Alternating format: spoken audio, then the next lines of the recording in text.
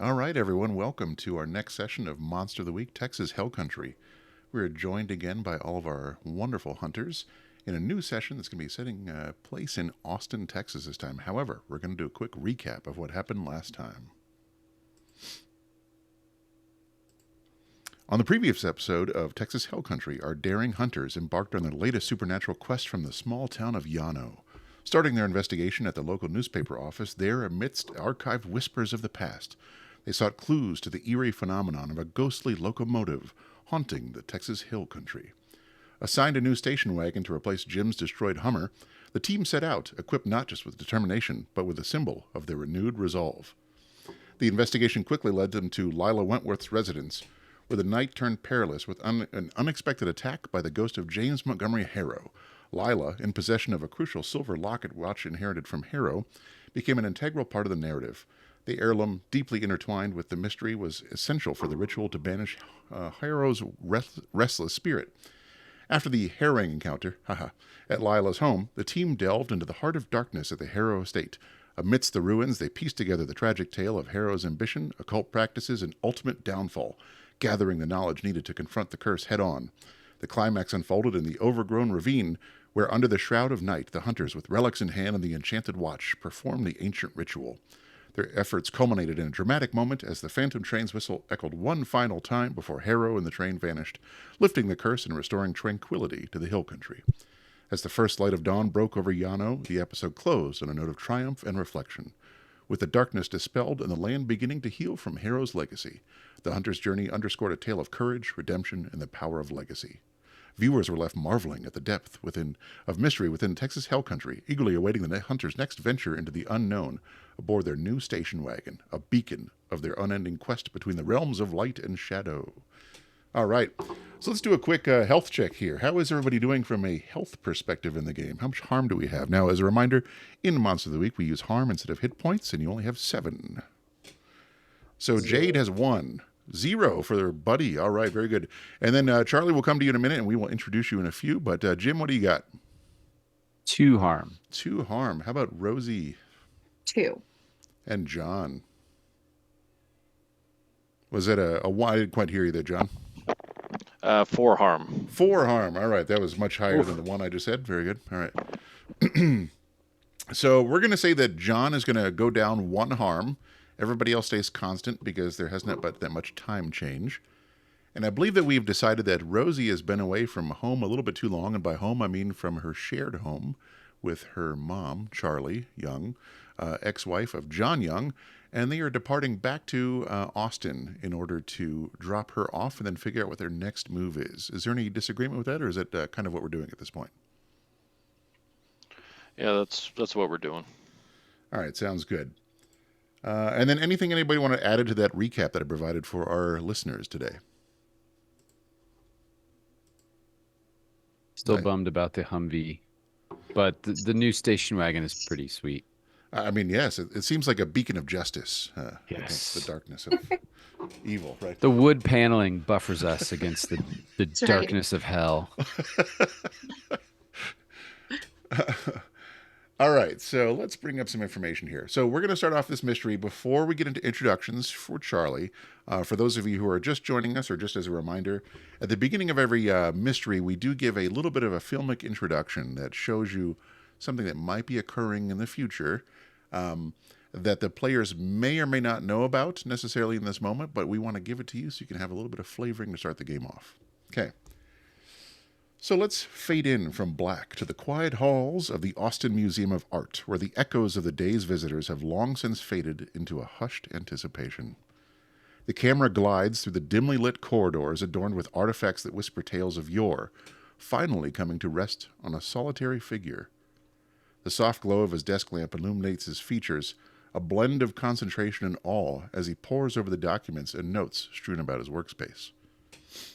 Cut to a close-up of his face, his eyes reflecting the depth of his dedication, a man who finds solace in the mysteries of history.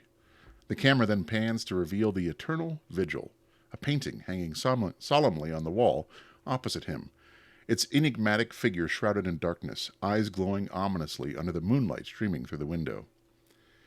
He stands, stretching out, the stiffness from hours of research, and walks towards the painting for one last inspection before the night ends. His footsteps echo in the silence, a lone sentinel in the museum's vast expanse. As he stands before the painting, he is drawn to its haunting beauty, and a smile of satisfaction crosses his face, unaware of the shadows that begin to stir around him. The camera focuses on the painting, zooming in on the figure's glowing red eyes as Marcus reaches out. Almost in a trance, his fingers inches from the canvas. Suddenly, a gust of wind sweeps the room, extinguishing the lamp and plunging Marcus into darkness. The faint sound of whispering fills the air, words indiscernible, yet filled with an ancient malice. Cut to his face, now a mask of confusion and fear as he fumbles for his phone, using it as a makeshift flashlight. The camera follows his light, revealing nothing but the empty room behind him. As he turns back to the painting, the whispering crescendos into an unseen force that pulls him towards the canvas, his phone slipping from his grasp and clattering to the floor, the light extinguishing upon impact. The screen goes black, the whispering stops abruptly, and all that remains is the sound of his phone vibrating softly on the museum floor. Fade out. Yikes. The eternal vigil, huh? Indeed. Whew. Okay. So, why don't we start with... Now, Charlie, before we get into your introduction, do you have any before mystery moves as your character? And you are also muted or far away from the microphone. No? All right. All right. So we'll come back to you. When we do talk with you, I think your volume might be down a little, but we'll see how it goes. All right, so let's go from here. What about my people who do have a before mystery move? What would they like to do? I would like to roll my premonition, please. All right, excellent. So let's see here if we can go ahead and bring that up. So give me that roll, please. Roll that beautiful premonition footage. That's right. That is a 13. It is an advanced success. All right, let me bring up a little bit of a Nice. narrative for you. Beautiful.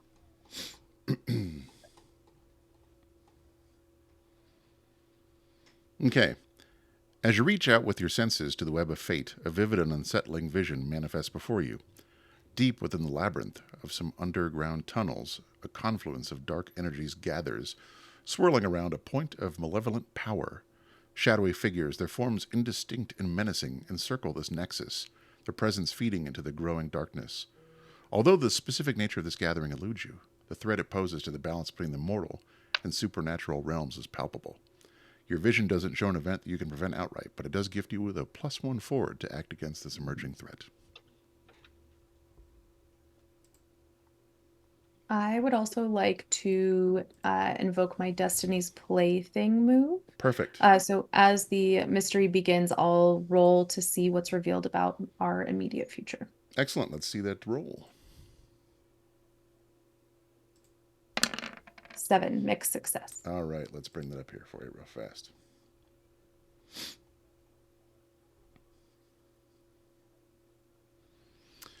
All right, your attempt to gaze into the weave of destiny yields a murky, fragmented vision. Amidst the swirling mists of possibility, you catch a fleeting glimpse of a raven, its wings spread wide as it circles above the city's oldest park. The vision fades as quickly as it appeared, leaving you with more questions than answers. The raven, symbolic of both wisdom and doom, suggests that the park holds significance to your investigation, though what awaits you there remains shrouded in uncertainty. Might wager there's a labyrinth beneath it. Yes, I'd buddy. like to connect the dots or roll for. Yep. All right, so hang on for me, buddy, because we're going to do connect the dots once for you once we get to Charlie's, because things will go down. And then is John still with us? Yes, I am. Excellent. But what I need to roll to find out how many. Yeah, go ahead and roll for it, and then we'll hold on to that when we get to Charlie's. Sounds good. Ooh, failure. Okay. And what does the failure give you, my good man? Let's see. On a 10 plus, hold 3. On a 7, hold 1. Spend your hold 1 for 1. During the mystery, ask the keeper. I think I just don't get any questions. You also get an experience point for failing. For those who are Whee! just joining us, every time you fail, you get an experience point. Pretty cool stuff. Failing upwards. That's right. And That also being said, does anybody here have any leveling up to do at the moment, or are we all good on our experience points from our many failures? All good. Excellent. All right. So the station wagon arrives late, say about 10:30 p.m. At Charlie Young's residence, a nice, unassuming apartment complex in Austin, Texas. You arrive there, then tell me what are you going to do as you get there? Dad, you have to take me in. You have to convince her that I can stay with you for just a little bit longer. You know, she doesn't. She doesn't really do a good job of listening to me. You know that. But I think you're right. I do think I have to. I gotta say something to her because I can't say nothing, and we can't keep you wrapped up without it. So, is your mom? Oh God, what has she been up to recently? I need something to kind of start the conversation, so that way I'm not just going in blind. We've been painting a lot together. She's doing really well at the museum. She has been curating a whole new collection recently. So Okay. you could ask her about the collection. I love that.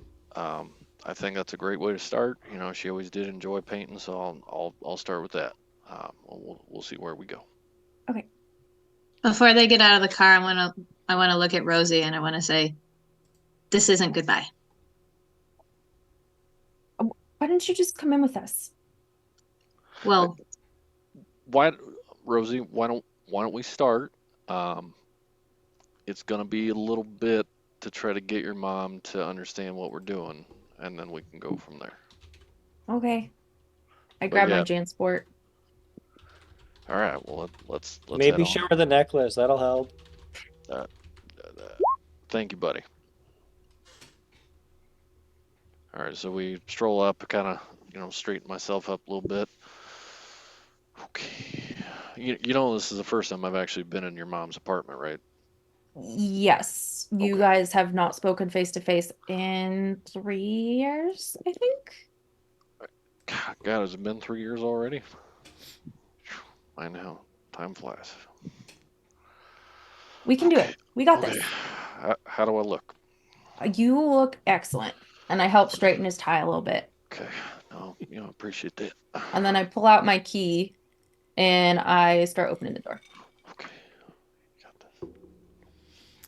All right, Charlie, Right on. what are you doing about this door being open, knowing that your daughter's outside with your ex-husband?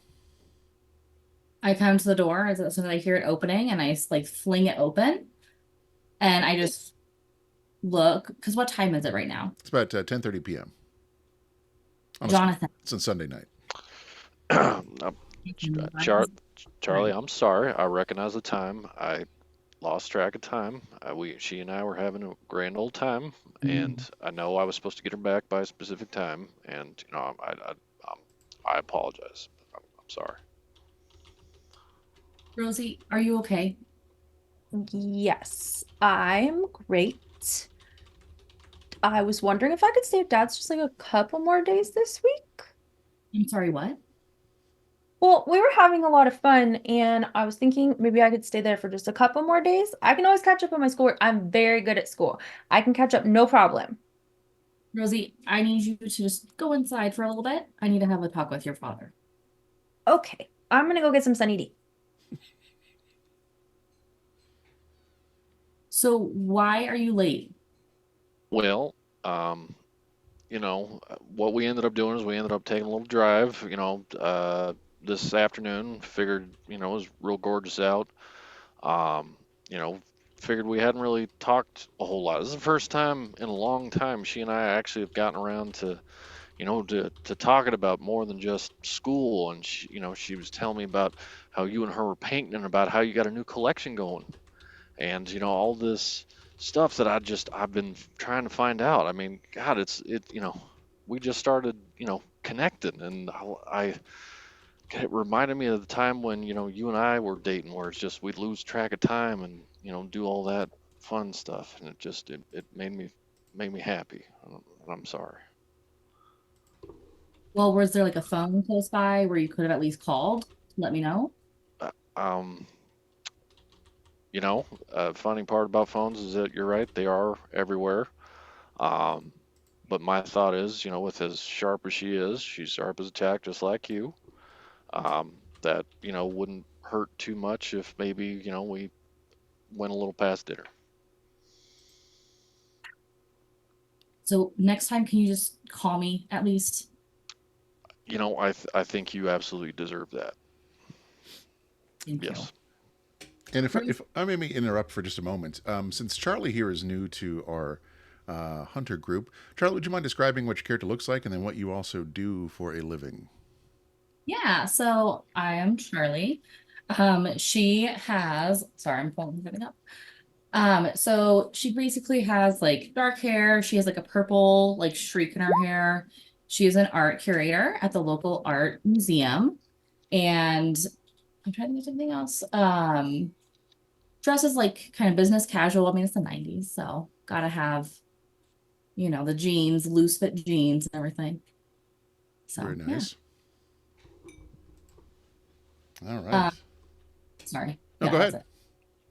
it. I think recently, was very protective of Rosie and just trying to navigate everything. Excellent. Go ahead. Well, you still shooting? Sometimes. Good. Yeah, I think about you both being up here in the city sometimes, and you're always a hell of a shot. Rosie actually ain't half bad either. I'm sorry, you took her shooting? Well, I was looking for stuff to do, and she's not really into bowling, and I don't really trust people, and I like making sure people are safe. And, I was showing her, and she's a straight shot, hon. You should see her. It's the grouping is amazing, and she's only been twice. Okay. I ask Buddy and Jim in the car. You guys hear that? Is that somebody's stomach? That is one hell of a growl. I think it's coming from outside of the car.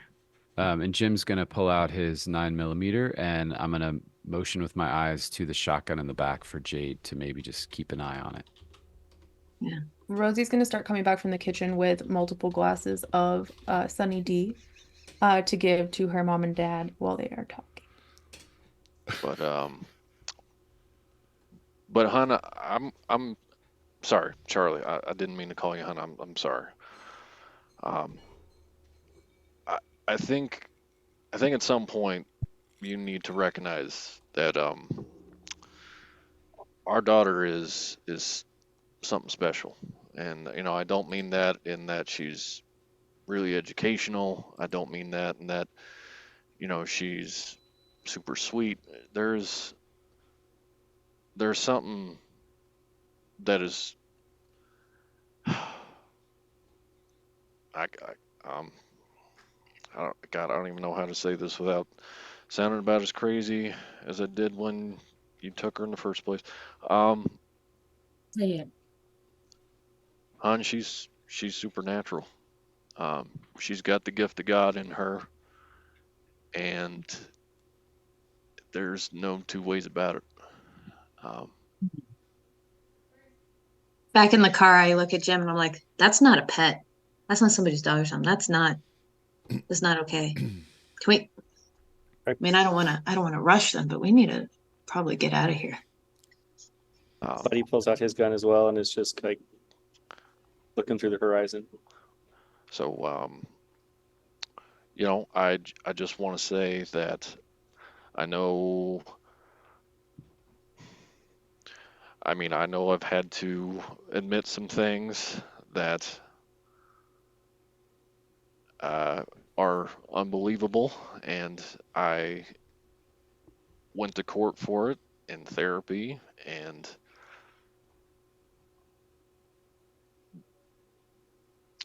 I tried to put that behind me, but I don't know how else to put it. There's Mom, something. Yeah. Mom, there are real monsters. Uh, What are you talking about? Like real monsters, Mom. Like werebears and ghost trains. There's a lot of stuff out there. Okay, Jonathan, like she's been doing it for what, a day? And this is what she comes back as? Outside, I look at Jim and I look at my watch and I say, should I just go get him? I think we should maybe the three of us just make sure that we can get them into this vehicle. And also, we may need to extract Rosie's mom because I just don't know what this is. And given all we've gone through, I don't want to take any chances. Dude, it's gonna be hard. Buddy. I think we'll get John. I don't. Buddy yells out the window, guys, could you make this a little quick? We got a situation going on here.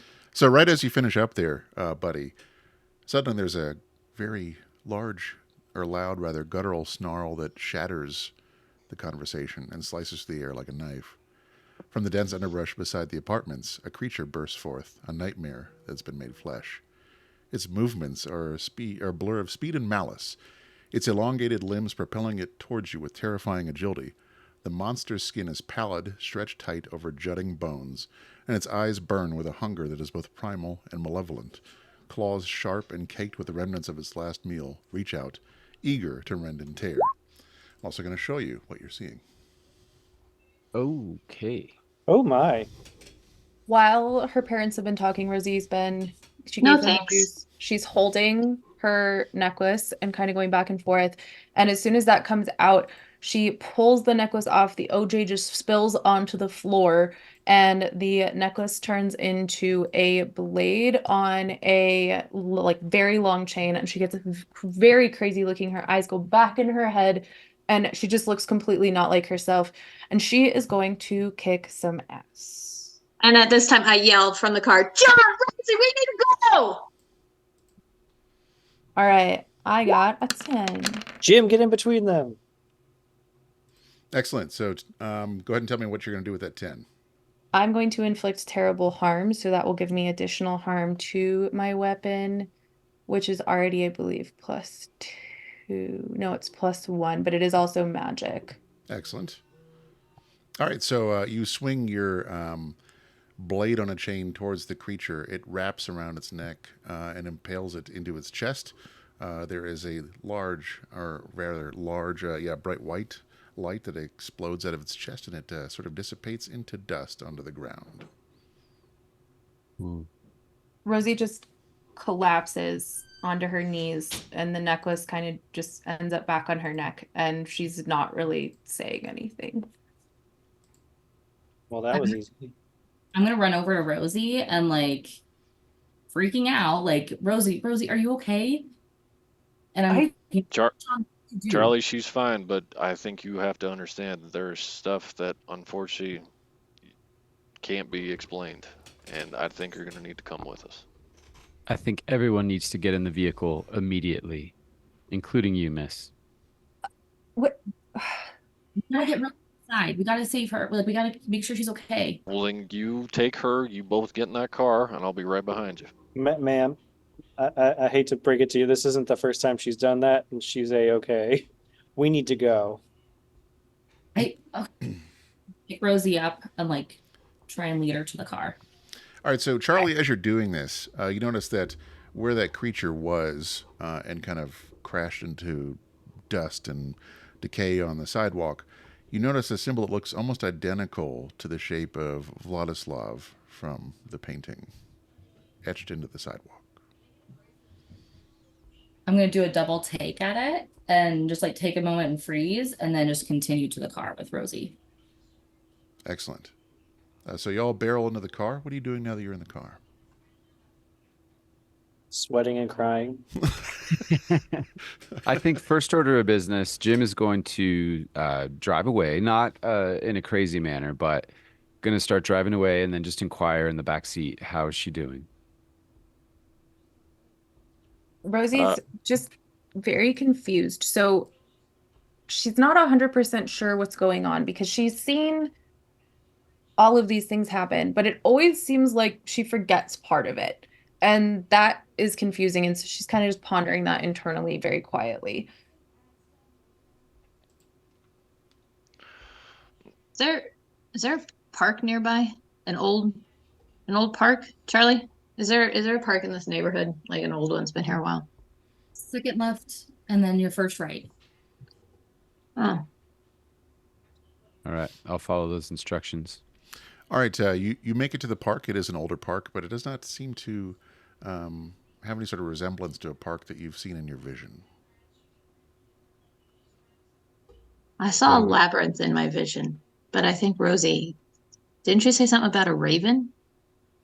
Yeah. I mean, as we were pulling up, I felt like I saw a raven over some sort of really old park, but I don't know what it could be wisdom or doom, or I don't really know. I think we just should go somewhere safe for a little bit and figure out what's going on. I am just I don't know what's going on. Did you see that Now, thing? It was like a shell of a creature. Where the hell did that come from? Hell, we probably. are very far away from our bunker. I am not familiar with this area. John or Buddy, do we know anybody in this area? I would like to get us to a defensible position if possible. Honestly, I don't really come up this way. We can go to the museum. I have the keys. And do you think that that's Uh. a safe place for us to be able to hide out and protect ourselves? That's a great idea. They have tons of security there because of all of the art that's just priceless. There's probably more security there than a lot of places in the city. Which is It's as true. good a place as any. I say we go there. Let's do it. Charlie, lead the way. How do I get there? Charlie, so quick question here as the keeper. Is there anything you want to talk about with the museum before you get there? So with the museum, I have a new what's the word I'm thinking of? Sorry.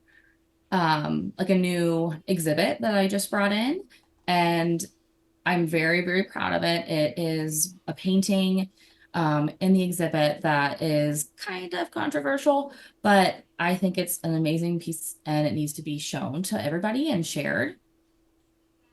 Yeah. Is it Vigo the Carpathian? He's Vigo. His view. No, it is not. And has there been anything weird surrounding the museum recently? I mean, one of my coworkers went missing like about a week ago. Okay, that's pretty weird. Like they do. I mean, it was weird, but like the police are investigating it, but there's been no leads. Tell me about this painting. Why is it controversial? So the painting is called The Eternal Vigil, and it's controversial just because the person that's in the painting and depicts is about Vladislav's, who was in European nobility, like Eastern European. Yeah. But he was very protective and a great ruler in the beginning. But things started to turn dark as he tried to protect and like do anything to help his people and protect his country. And things turned very dark. And so, I mean, the painting, it is darker, but I mean, it's beautiful. It shows a different transition and how protection and worry and anxiety can lead to darker things. What This is is Where was it actually Vlad before the it came to you? Impaler. I'm sorry, what? This is Vlad the Impaler. I don't know. Is it the All right, well, I still have those crosses just in case, y'all. good call. It is not Vlad the Impaler, but Vlad is a common name, yes. What does the painting actually depict? Like when we look at the painting, what do we see? So the painting is stands like a figure, and the figure is like the shrouded in shadows and positioned at the edge, like of a dense and dark forest. The figure's features are obscured, so you can't really see anything except for glowing red eyes. May I ask, the thing that we just saw your daughter dissipate, does that have any resemblance to the subject of this painting? I mean, I guess like I thought I saw something, but I don't know, just with everything and the commotion, and I'm worried about Rosie. Like that's what I'm worried about right now. That's fine, but Charlie, you have got to be incredibly honest. The things that we deal with, it is incredibly explicit. So if you saw something, you have to say something. You cannot keep it to yourself. Okay, but like, I don't know. This just doesn't make sense. Like, this logically has, I was stressed. I was worried about Rosie. I'm gonna see things. I lost custody of our daughter because I thought I saw something. It turned out, unfortunately, to not be based off of what I said in court. Okay, next time I see something, Let's just get to the library. Is the painting on the wall there? Is it hung? Okay. Which is I'm happy if we think this is the right move, although I will say I'm a little bit worried that that painting may be the center of all of this, and we might be going right into the lion's den here. Mom, Let's how lock did you and get that load. painting? I got it from like an art collector in Europe. What can you tell us about this collector? I don't know much about it. Like, it's just, I was able to get it. It's 15th century painting, and it's just, I mean, it's gorgeous. I didn't get a lot of information from the person.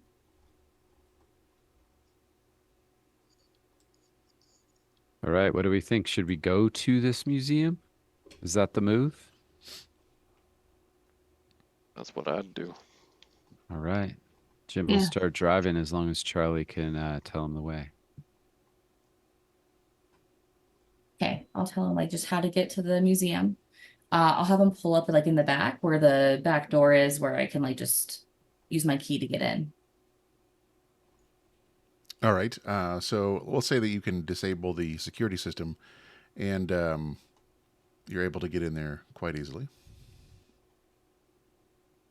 Let's go see it. I'll lead them through like the corridors and everything into the gallery, and I will show them the painting. See, this is a painting, guys. It's a painting. All right. Let me bring up the painting for you here real fast.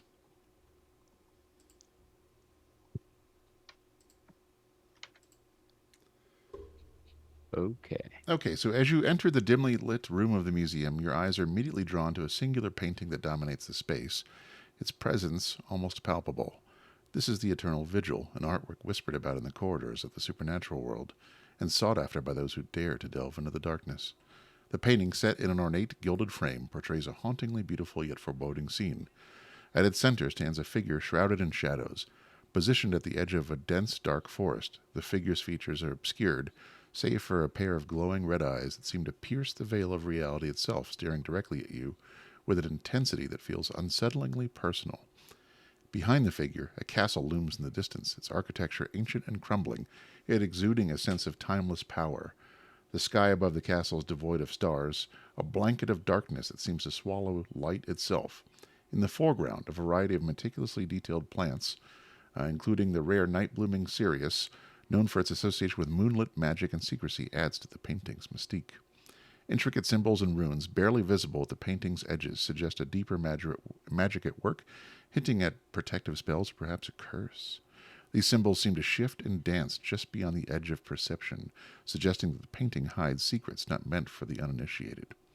The air around the painting is charged, a subtle energy that raises the hairs in the back of your neck, and as you observe the painting, you can't shake the feeling that the painting is observing you in return, its gaze following your every move.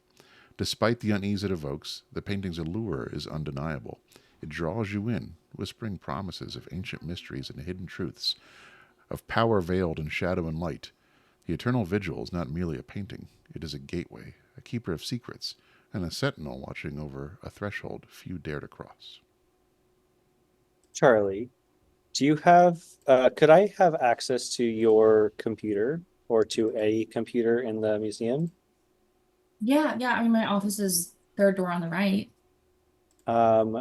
Buddy would like to roll to ask his net friends if they can translate the runes to All right. help us figure As something this out. is happening, Rosie's slowly walking towards the painting, looking at the shifting symbols, and is starting to reach out towards it. No, I wouldn't. Rosie, don't do that. But do you see it? Just keeps shifting everywhere. Just I'm gonna keeps like changing. grab her shoulder and be like, "Don't get too close. That's not friendly." Mixed success. Okay. So what does it give you in your power? On a 7 to 9, they're prepared to help, but it's either going to take some time or you'll have to do part of it yourself. All right. So they do write back to you on your little prodigy message board that we can help you out, but I probably won't know anything until tomorrow night. I'm currently out at a movie right now with a date. That seems unlikely. Hey, what that man does with his pillow is his business. And Keeper, I would like to speak with Charlie specifically about security, but what I'm thinking about is my ability battlefield awareness. Jim has become convinced that this is where things are going to go down and is in heightened awareness of the painting itself, but also wants to understand the lay of the land, entrances, exits, and the being able to determine what the security situation is in this building. So I'll just tell him. So there's like the front door where guests come in that's locked every night, and there's even a gate to close it and lock it with a padlock. The back door we just came in. Other than that, there's no other exits. There's a security system, but I did just just disarm it because we're in here, obviously. But other than that, there's no other security. There's no security personnel here today. No. Are there cameras? There's cameras. Okay. It's hard to take my eyes off the painting. I'm kind of staring at it and talking out of the side of my mouth, and I quick glance in corners. Does there happen to be footage of the day that your colleague went missing? All the police came and got everything, but the weird thing is it cut out like about 5 minutes before. We were supposed to meet for drinks because it was the day of like the new exhibit, and we were supposed to celebrate, and he never showed up. And the police haven't come back with anything? Wait, hold on. Do you think this has something to do with his disappearance? Yeah. I mean, everything's connected somehow. It's our job to figure out what that is. I'm still studying the painting like really close, like trying to find something that isn't there, but also like we're clearly not seeing everything, so something is there. And I kind of talk out of the side of my mouth or turn my head slightly, and I'm like, Charlie, where'd this painting come from? It just came from a curator, another curator that was in Europe. That's where I got it. Where in Europe? The choice is yours, Charlie. Okay, cool. Sorry, I was just looking at the thing. It was from a curator over in France. Can you contact that person? Did weird things happen there? Not that I know of. They didn't say anything. Yeah, did this person seem particularly excited to give this painting or sell this painting to you? Yeah, I mean, they were excited to share it with the world. Do you know the name of the museum it came from? I assume it's a museum. Yeah, it was in a small village outside of Paris. Do you know the name of it by chance? On my office, I can go get it for you. That'd be awesome. Jim, maybe you can get in touch with somebody who might be able to tell us. Charlie, you got to stop pissing on our legs and telling us it's raining. You are the smartest woman I know. You know exactly who you talk to. You know exactly what that museum is. So stop fucking around and let's figure this out. Dad, what the heck? Whoa. I've got it. Okay. Jade, do you mind giving me a cool roll while this is happening on? Yeah. I need popcorn for this episode. I know. This is fun. 7 mixed success. All right, I'm going to whisper something to you real fast and roll 20. Okay. Anyone currently touching Rosie? Because she is very entranced with the patterning. I had my hand on your shoulder to kind of pull you back from getting too close and touching the painting, but I'm not, like, I'm within arm's reach of you though. Okay. But I'm not touching you right now. I'm like looking to the side of the I'm trying to like look in between the frame and the painting and like where it meets because it seems like the different runes are kind of going underneath of it. Charlie, did the frame come with the painting, or did you all add that? No, it came with the painting. It was beautiful. It makes the painting in the darkness, the contrast and everything.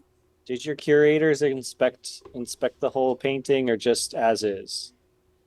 We did a brief inspection, and that's what my friend was doing before we were supposed to meet. Is he was doing last minute inspections, making sure it was ready to go, and hanging up in the exhibit. I think we should take it down. Just set it down. I think we should put a blanket over it. I don't like it. No, it's beautiful. Look at it. It's creepy. My instincts are Excuse me. telling me that the biggest threat we face is not from outside this museum, but rather from this painting itself. And I would suggest that we all step back from it and Rosie definitely not touch it. I'm Yeah. gonna put her behind me to like get her as far away from it as possible. Yeah, that's a good idea. We might want to take this off the wall and put a sheet or something over it, a blanket maybe, a No. room. How upset would you be if we incinerated it? Something It's tells fif- me that's not going to be possible. It's 15th century art. That would be a crime. Or a blessing. I don't know.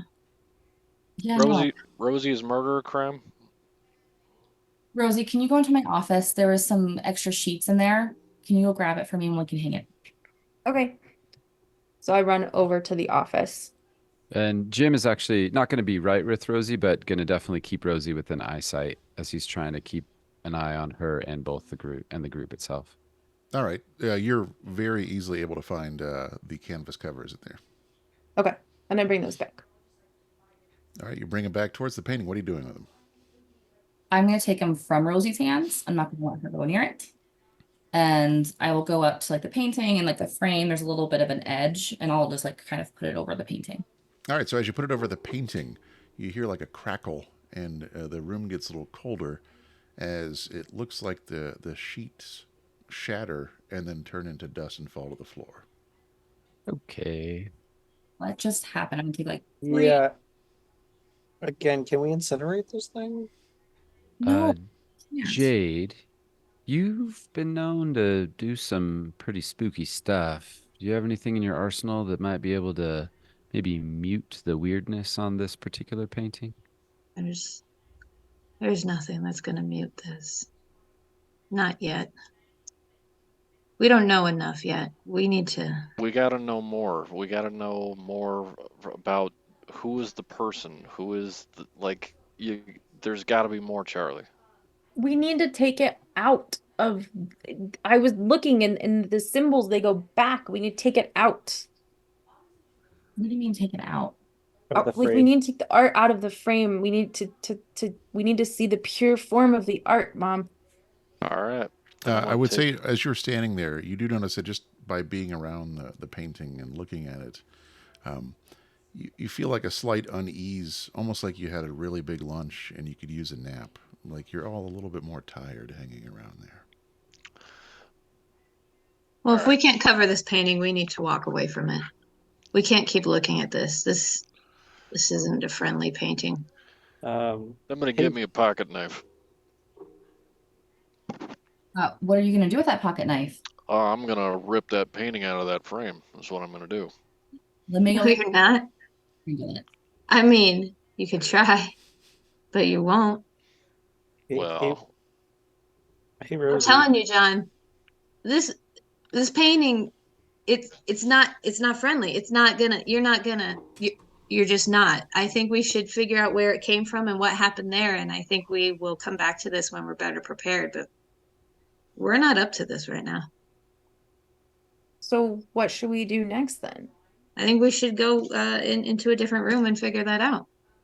all right. You said it was 15th century, right? There's got to be some books on this art from a famous painting, from a famous artist somewhere. So let's find out where it started. What was the inspiration for the painting? What is it? And I want the name of the museum it came from. Where in France did this come from? I'd like to roll to solve a mystery. Investigate a mystery. Tell me how you're investigating that mystery, my good man. Investigate. I would like to find out more about who this Vlad was Ooh, and and what are you the using history to look behind that the up? painting. We are going to use well, I was going to say the interwebs, but we could also just use an art history book, I suppose. Let's say that you do have an art history book there, since it is an art museum. So go ahead and roll to investigate a mystery for me.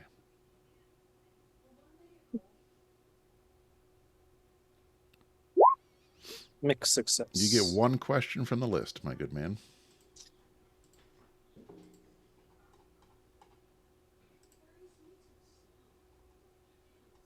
Um,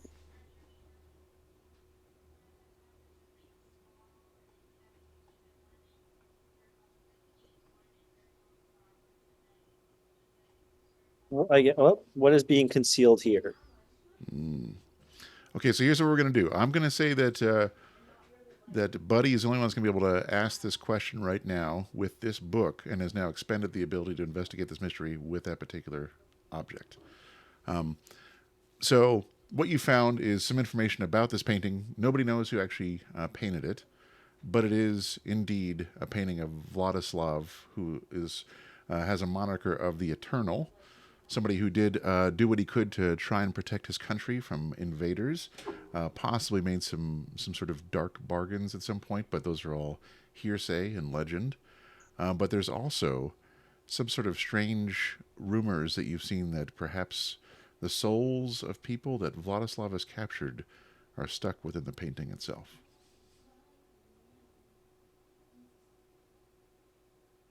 All right, I choose to share this information with the group.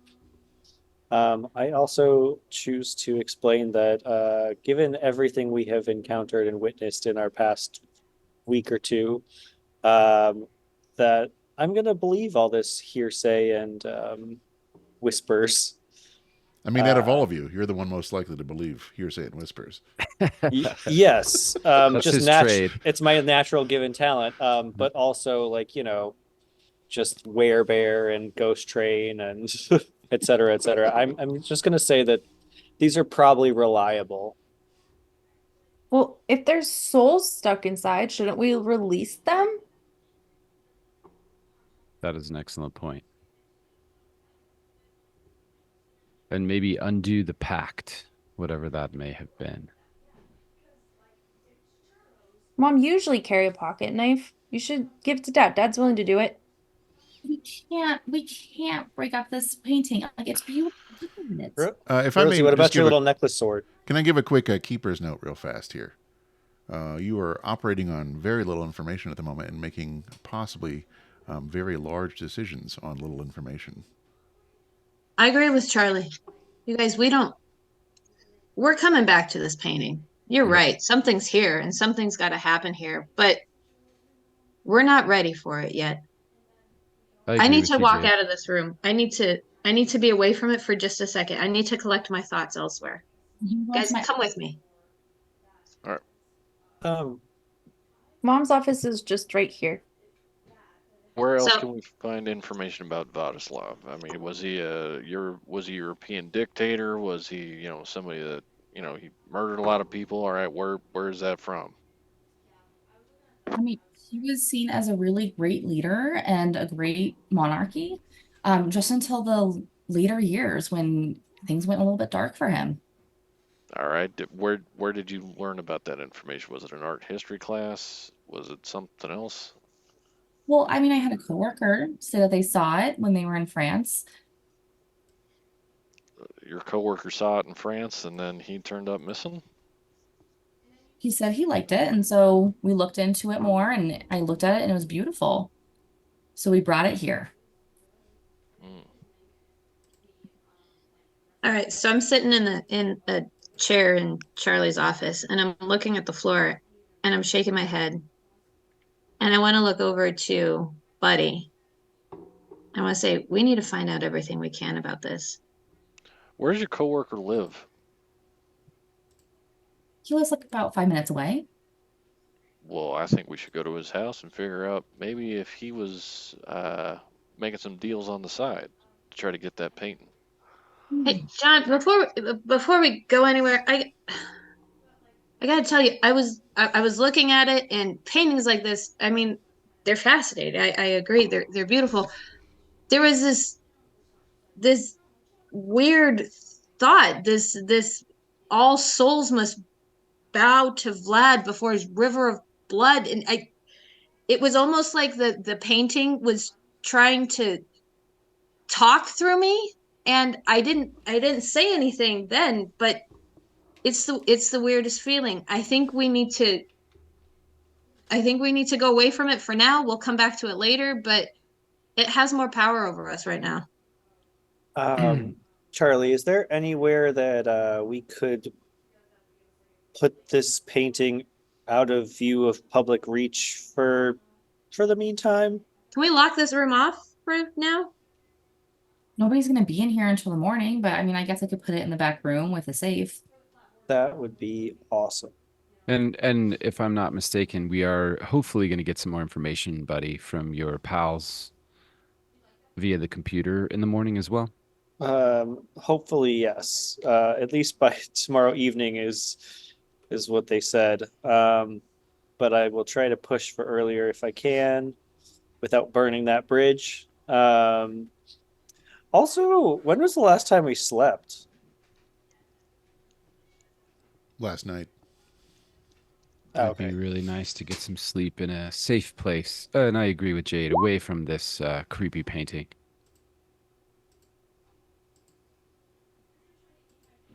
So why don't we put that away where people can't get to it for now? That probably won't help us much, but at least people can't like touch it. And let's get some rest and like come back at this refreshed from a new angle. Okay, so let me say a couple quick things here before we make a decision. For one, John has to step off for a moment to deal with some technical issues with his equipment. So we're going to say that he's going to go, I don't know, be exhausted and have to leave for the evening, and then come back to this in the morning. But in the meantime, what do the rest of you want to do while we're figuring this out? I'm gonna go put the painting in the safe. All right, so it is a large painting. It is about 6 feet tall, and I will say that as you go closer to the painting, you hear Marcus's voice call out to you, "Stay away from the painting. Don't touch it." Whoa, guys. Okay, this sounds crazy, but I swear I just heard Marcus's voice. See, Okay, so maybe we just don't touch this painting right now. You told me. What did Marcus say? What if we touch it with the drop cloths that we just got out of your office? Just turn to ash. Oh, that's No. right. Yeah, we tried that. Told you I need to sleep. I don't know. Like, we can go. We need to block off this room. No eyes can be on that painting until we figure out what the hell's going on. Well, I mean, I have the master key to this exhibit, so I can just lock it up. I think that's a good idea. Is there a camera in here? Yeah, it's right up there. Right up. Okay, there it is. Where's it? Where can we view this, the feed for this? It's in the back. Security room on VHS tape. Okay. Cutting edge let's- technology. I love let's- this. Let's close this out and go make sure that camera is on and functional. Okay. All right, so you're going to go back into the security room. As you do make your way into there and look at the several monitors of what's going on, you find the camera number for that particular room, and it seems like it's just static, just going over and over again. See, this is what it was when the police officers came to look at it for Marcus. Then we need to get the F out of here. Jim, can we get some kind of equipment from the agency? Based on my recent experience, we're in a pretty remote area, so I could request something. But remember my rockets that I was really excited about? That requisition even got canceled before it was even delivered. What do you mean we're going here? We're in Austin. We're not really on the agency's good side then, are we? Yeah, I don't know that they have a satellite office in this region, buddy. I can certainly try. I'm happy to ask. I mean, I wonder if we can just get, some infrared or I don't know, something like that. Anything for surveillance would be awesome. Do you think that that's more important than intelligence or information on the painting, or perhaps how to release the souls? I don't think you can compare those two. I think everything we can find out and everything we can do to help is of equal importance. I think we still have the video camera from when we were working with the train in the car. Yeah, and I have a feeling if we look through the video camera, we know exactly what we're going to see. I don't think looking at the painting is going But to maybe tell if we us anything situate the new. camera outside the room, What are we hoping to get from that? anything. Remember Hopefully, that camera has hopefully a nothing. battery life of Like about an 2 minutes. uneventful flight. Yeah, yeah. I mean, we have just a couple of minutes to look through the camera before it runs out of juice. But I guess we could stare at it for a couple of seconds and see if it reveals anything new. But we already know there's souls. We already know there's some malevolent entity in the painting. I'm not sure staring at it, either in person or remotely, is going to give us any new information. Unless something's able to emerge from the painting. Mom, what's the oldest park in Austin? The oldest one. I mean, it's probably City Park. Okay, well, my kind of when I was seeing like the Raven, I knew there was a really, really old park, so I feel like maybe we should just go over to one of the parks and try that. Okay, well, let me at least lock this area up, and I'm also gonna like write a note that says "Do not enter," and like I'm gonna underline it and like stick it on the outside of the door so nobody goes in there. All right, excellent. I mean, if anybody else is like me, that would make me want to go in more. There's not very many like you, buddy. Thank God there is nobody else like you, but Thank you. Closed for maintenance. Hey! Yeah. All right. I look back at the painting real quickly and I say, we'll be back. Oh, you talk to it now. I did. Oh, Jay okay. talks shit to everybody. It's all right. It's all right. All right, so now that we're departing, we put up our handmade sign. What are we doing? Where are we going? Is it possible that we could find a place to catch a little rest? I fear that we may increasingly make not sound decisions on lack of sleep. Where's your coworker live? I feel like he's not coming back to his house anytime soon. I don't feel like that's appropriate. What, do you think he's gonna mind? I don't know. Do you mind? In the course of the investigation to find his whereabouts, perhaps we could crash on his couch for a little bit. Or Charlie, can we just go back to your place? Will we all fit? No, I mean, my place is conveniently right there.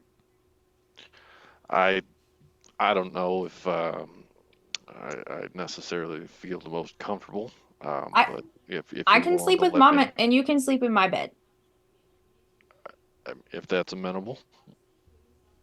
I guess that's fine. All right, I so mean, we're all going I'd to go to rather stay at Charlie's? Charlie's house than Or some we- stranger who got abducted by a painting. You know, It's- just for tonight at least. For the next few hours. Leave it to the magic user to be the voice of reason here. Well, there will be magic Well, there's when the well, time is you right. know, it's a matter of comfort, I guess, is what it is. You know what, Jonathan? You'll be fine. I don't know if there's a comfortable place in the city tonight, John. Not for me, at least. All All right. right, let's do that. So we're going to go to Charlie's, is that correct? I'm gonna go to Yes. Charlie's. Okay. Is there anything you're doing before you go to bed? Having a Um, glass of wine. Excellent. I'm gonna break out like the hard liquor, like the whiskey. Very nice. That's very good news. I'm gonna play Jim's wingman and call shotgun with the bed with John, so Jim can cuddle up next to Jade there. Very I'm good. gonna While Jade and I eventually are, cuddling, I'm going to ask Jade if she happens to know any protection spells or anything that may keep us a little bit extra safe from the paranormal this evening. Yeah, I might have a few things. Yeah, I have my weapons, but something tells me that they're going to be of no use with this threat. This just doesn't match up to my premonition. It's not the same place. It's not the same figure. All we need is some sleep. We want nothing to happen here tonight. Some real crazy stuff going on. All right. So here's what we're going to do. You're all going to rest. You're going to make it through a very uneasy night, being woken up multiple times, but I'm going to give you another narrative overlay as you move into the shadows. For those of you who are listening, shadows is the second phase of 6, getting them closer to doom. Remember, you're not necessarily seeing what I'm telling you, but you do hear it nonetheless. So in the museum's dim corridors, the echo of you having left before fades, leaving silence in its wake. The camera pans across the now empty exhibit of the Eternal Vigil, capturing an air thick with unspoken anticipation. The scene shifts, showcasing the city's illuminated pathways, where joggers and night wanderers pause, unsettled by sudden cold spots. A low drone underscores the unease as shadows and reflections across the city hint at an unnatural presence growing in strength. As the cityscape stretches out under the night sky, the camera zooms in on a subtle disturbance. A dark force awakening, spreading unseen, leaving a sense of foreboding as the scene fades to black. We are now in shadows.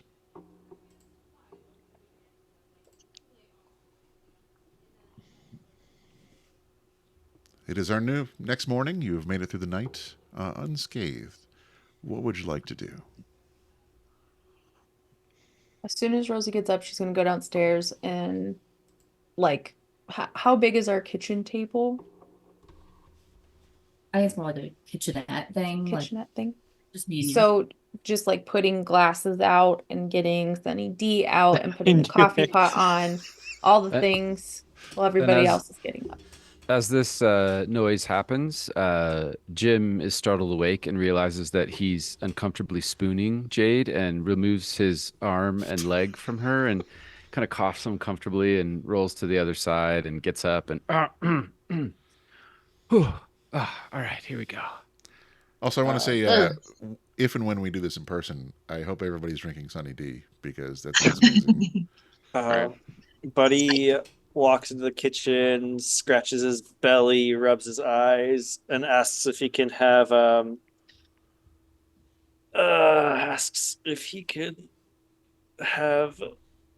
oh damn it, he lost it.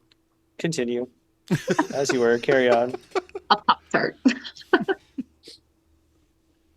Oh, ask if he can have some Tang. Oh, there we go. This is a Sunny D house, buddy. Brand loyalty. I wake up and I'm kind of rubbing my eyes because we all kind of slept like crap. And I asked John and Rosie, "Did you two sleep okay?" Kinda. Yeah, kinda. It's okay. Yeah, I slept all right. About as good as you can when, you're in a place that you don't feel like you belong. Is there a Yeah. window in this room?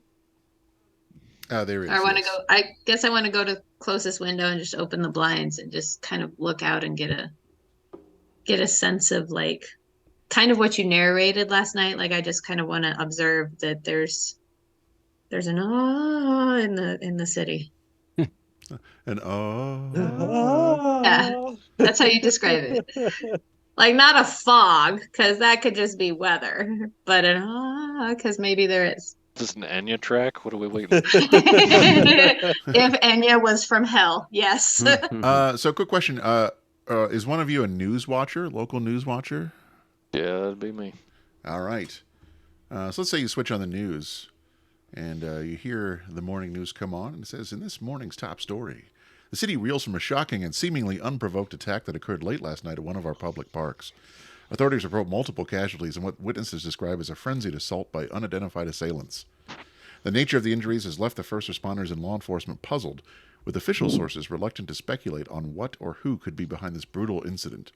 The mayor has called for calm and announced an increase in night patrols across the city's parks and public spaces, urging anyone with information to come forward. This disturbing event marks a significant escalation in public safety concerns, with the community seeking answers and assurances from city officials. Stay tuned as we continue to follow this developing story. Hey Jade, does that look Yeah. like that park you were talking about? I bet it is. Well, That I was guess Rosie's park. I have some weird labyrinth.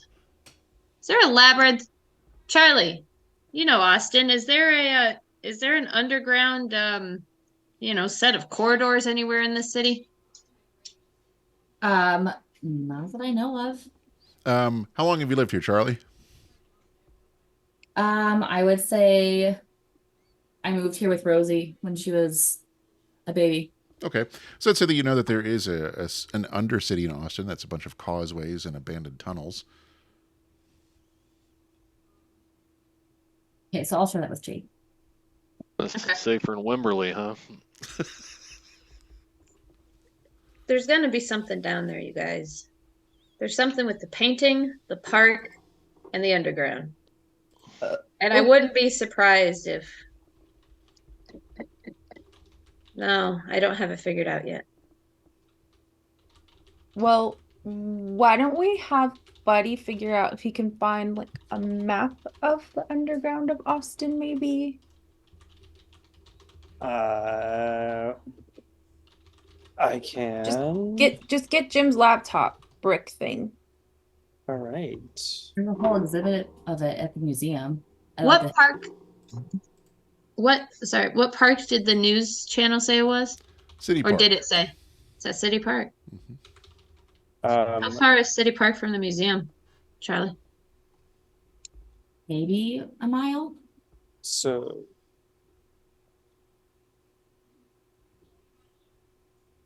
sorry, Keeper, would I roll to Good. help out to figure this out? You're trying to figure out what exactly and how far the park is? Um, Oh, if he could Rosie asked me- find, yeah, if he could find like a map or Oh, yeah, sorry. some sort of entry point known to his underground peoples. His underground peoples? Yes. of the underground cities of Austin. Your Morlocks? Is that who you're trying to get a hold of right now? All right, very good. So yeah, there is an old tourist map that you have here that shows you different entry points along downtown to get into the undercity, but then most of them are locked, and that you usually have to pay ahead of time to do a guided tour. Hold on a sec. I'm gonna use the Naked City. Call my friend works at the Austin morgue. I mean, can't we just bust down the door? Like, don't we have enough arsenal to just do that? You gotta finesse people, buddy. I right, recognize that's something that you and I need to work on. It's something I need to help you out with, but Sorry, trust I'm me, not as manipulative. I'm Buddy, just can you saying. tell from that map if any of these tunnels run under City Park? It Yes. looks like yes. Yeah, I had a feeling. Well, let's go to that one. All right, so All right, John, call your morgue people. Yeah. Yeah, and buddy, if that doesn't work, I'm happy to just drive the station wagon through the front entrance. That's what I'm talking about. We're It's in a not like we've lot. exactly been low key through all of these. Austin's a lot bigger than a lot of the places you people go to when I am around. Who you calling you people? all right, so how about John? What are we doing here? So I'm calling my morgue friend that works in Austin, Ted Johnson. He occasionally makes it every third or fourth week to the bowling league, but I figured, he's good to have, especially when it was during my PD days when I was working homicide. So, All right, the phone rings and is picked up. City Morgue. hey, is Ted working today? Yeah, he's working. We got so many. Jesus Christ. Hey, Ted, you got a call over here? Comes over. Yeah, this is Ted. Who is this? This better be important. It's Dirty Balls Young. How we doing? Oh, Jesus Christ. I am like up to my elbows here in bodies.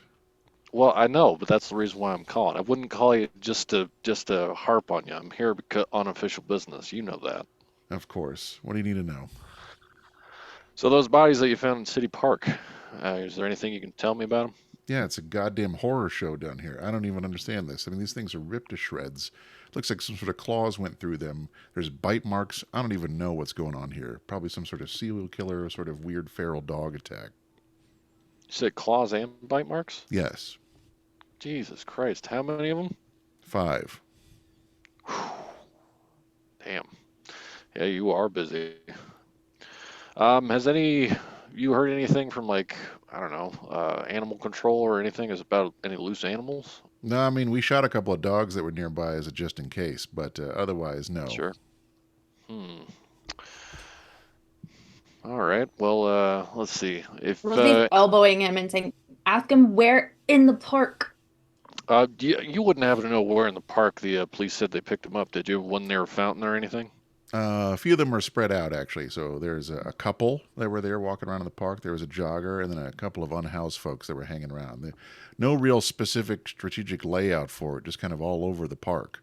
Almost like there were multiple assailants kind of attacking all at the same time. Oh, well, I mean, that would line up. I mean, if y'all, if the police combed the area and didn't see much, then that makes a lot of sense. You got a sergeant maybe was in charge of the investigation in case I got any further questions? Yeah, we gave this to Detective Ray Hernandez. Ray Hernandez? All But right. don't be calling him with bullshit, though. That man is going to be swamped right now. Well, no doubt. But I appreciate the heads up, and I owe you a beer next time you're in Wimberley. You owe me a lot of beers. Well, you don't come around to Wimberley that often. Exactly. All right, sir. Well, I'll try not to take too much of your time. You hear somebody in the background just vomiting, like, very violently, like, I'll get your man some Pepto over there, and I'll hopefully see you next week. Sounds good. Hangs up the phone.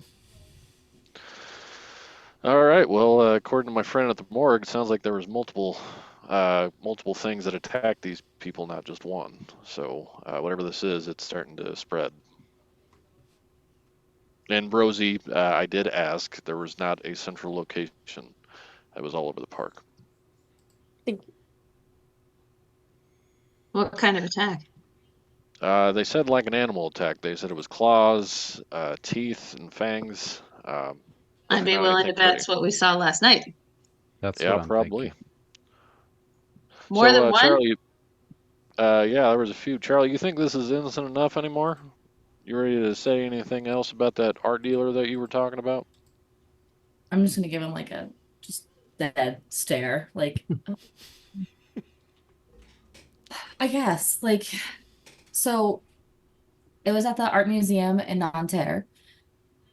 And I mean I can give you all the information. We can go call him right now. Well, it's up to y'all. Do y'all want to call this gentleman, or do you want to go see what happened in the park? Well, we could use Jim's cell phone on the way to the park and be efficient. Let's do both. Why is the Wait. child the smartest one in the room? She's the chosen. Yes. Do you What? think my parents love me because of my brains? Yeah. No. I'm a not chance sure in why hell. any of us love you, John. Why are we talking about Grandma and Grandpa right now? Because I love them to death, and God rest their souls. That's why. Okay. All right, so we're calling France. Is that what we're doing right now? On the way to the park. On the way to the park. Just your standard investigation. We're No big calling deal. France on the way to the park. Just as a just in case here, Typical do any of the Tuesday. characters speak French? Oui, bien Charlie sûr. might. Buddy, you speak French? Un peu. Holy shit. Turns out he's a polyglot. What's that word?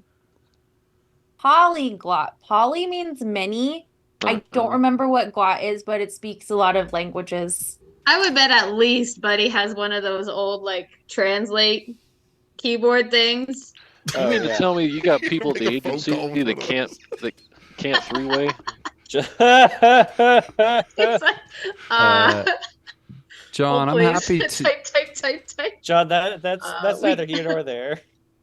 John, I'm happy to call the agency and see if we can get somebody who actually is fluent in French to do a little bit of investigation on our behalf, if you'd like. Well, I don't know. My thing is that you got a coworker who went missing. He's probably got some information there. I don't know what you're going to get out of serve Frenchy, but it's nice to have a name. I mean, they English too. But they live in France. Why the hell would they speak English? Because in Europe, people speak English too.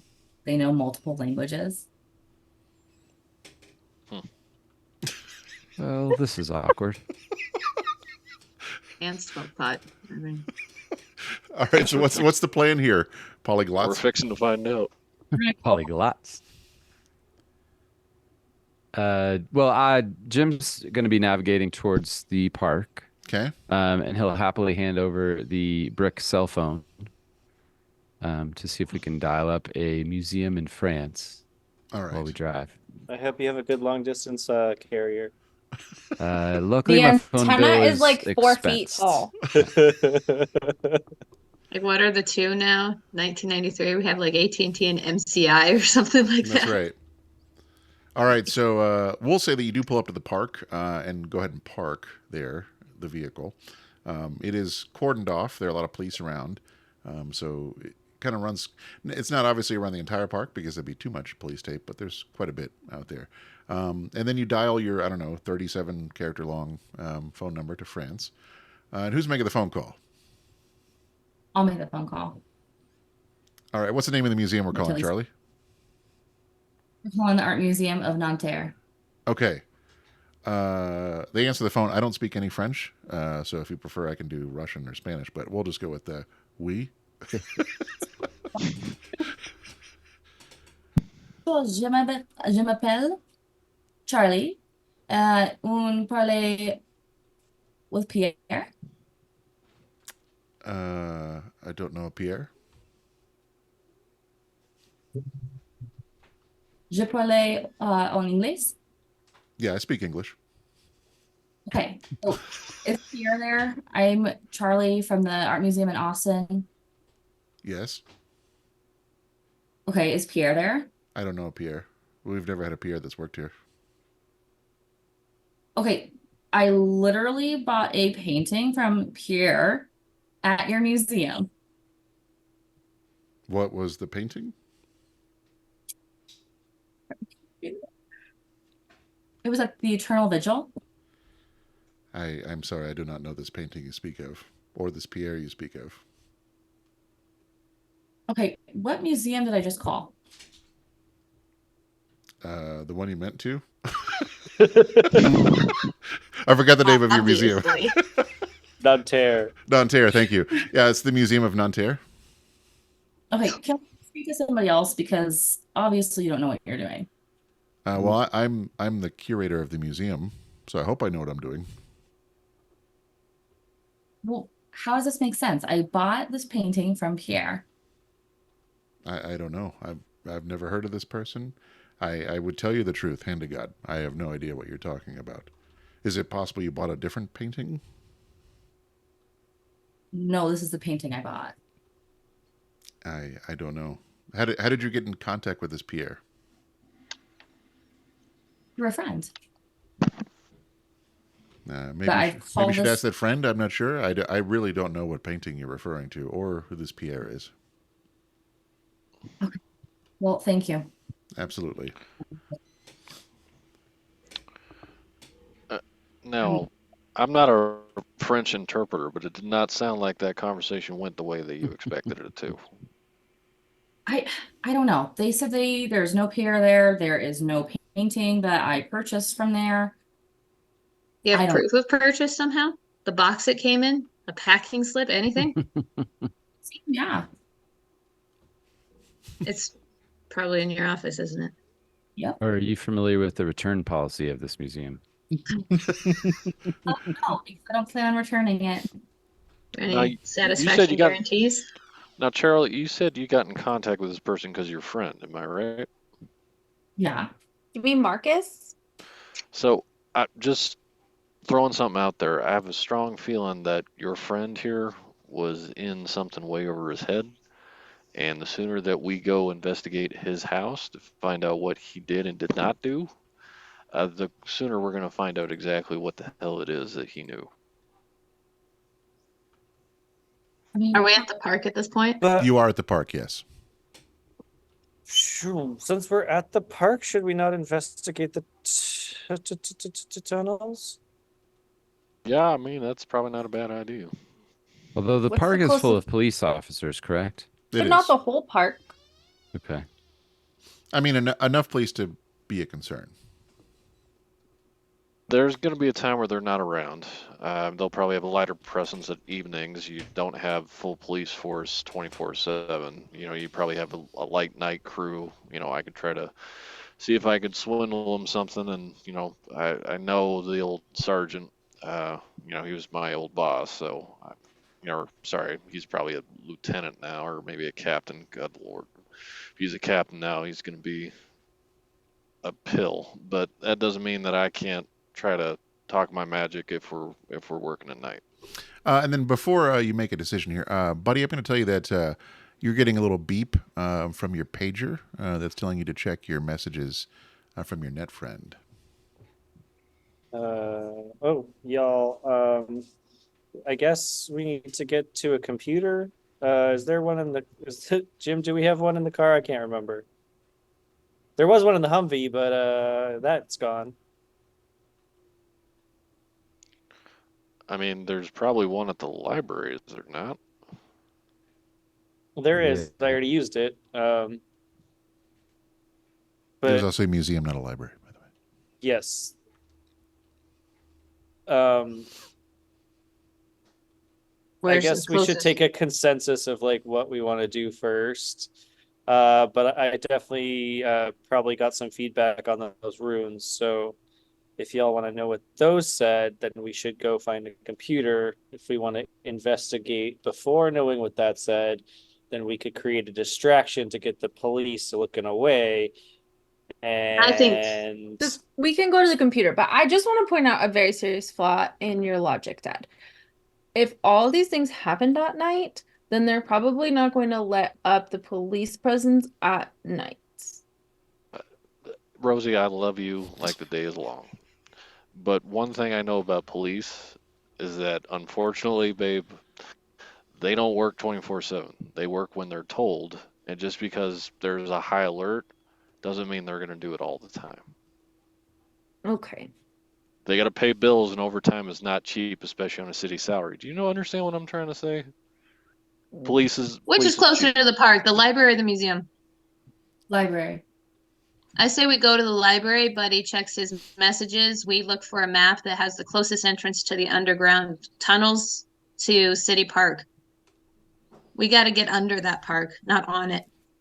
Eloquent solution, Jade. All right, so here's what we're going to do. We're going to go to the Race it. library, and I'm going to say that Buddy is able to get access to a computer real fast.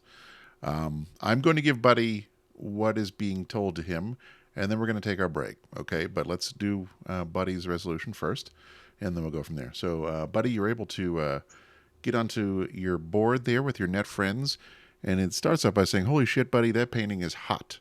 There is some stuff that we were finding out about this thing. It has some sort of weird ties to some sort of eternal creature, supposedly, called Vladimir the Eternal. What is weird about it is that painting is both some sort of prison of both souls and also a prison of Vladimir. Now, he's not actually in the painting, but he is attached to it. It is shackled to him.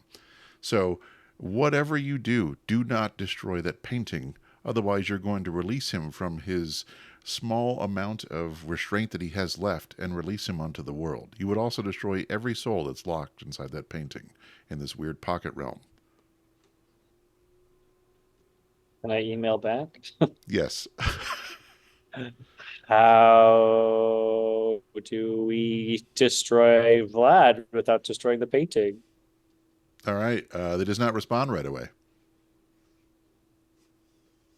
Because it's All right, email. kids. I guess we should start finding the maps to figure out which our best way into the park is. But yeah, we can't destroy that painting. So forget everything I said about the incinerator and your little blade toy there.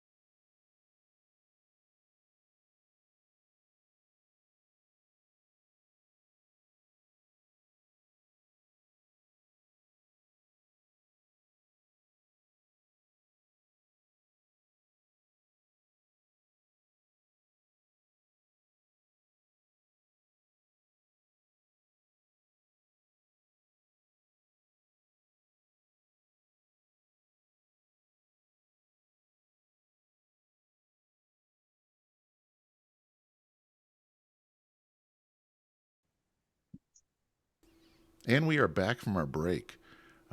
We had last left off in the library. We're trying to figure out some things here. We discovered what, buddy, about the painting? We discovered that the souls are trapped inside of it, and Vlad is bound to it. So if we destroy the painting, then Vlad is unleashed in all of his rage and glory upon the world, and we will have to deal with something much, much, much worse. Excellent. But still waiting to hear back from my friends about how to destroy Vlad exactly. Okay. So after this moment, you notice that one of the librarians over there behind the counter, it looks like she takes a quiet phone call and looks over at your group and starts pointing at Rosie specifically and trying to just kind of wave her over. I low-key wave back and start walking over to the librarian. John? Yeah, no, Charlie, does she frequent this library? I'm gonna walk over too. Honey, where are you going? Hey, Jade? They were saying hi. Yeah, I don't like strangers saying hi to you. That's how we got into this problem in the first We're place. in the library. Yeah, So that's was the a lot first of place people people. are abducted, outside of the street. I don't think that's statistically relevant or accurate. She cups her hand over the receiver and looks at Rosie and says, "I'm sorry. Is your name Rosie by chance?" Yeah. There's a phone call for you. Somebody looking for somebody around your age and size. They called the Yeah, library. here you go. Why? I'm And gonna why the hell? No, excuse me. Why the hell do you think it's her?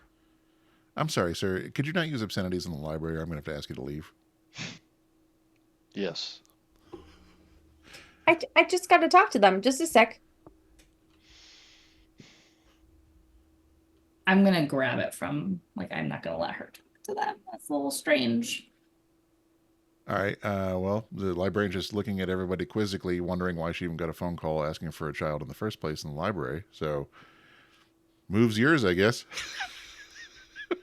I'm just gonna pick it up and just hello.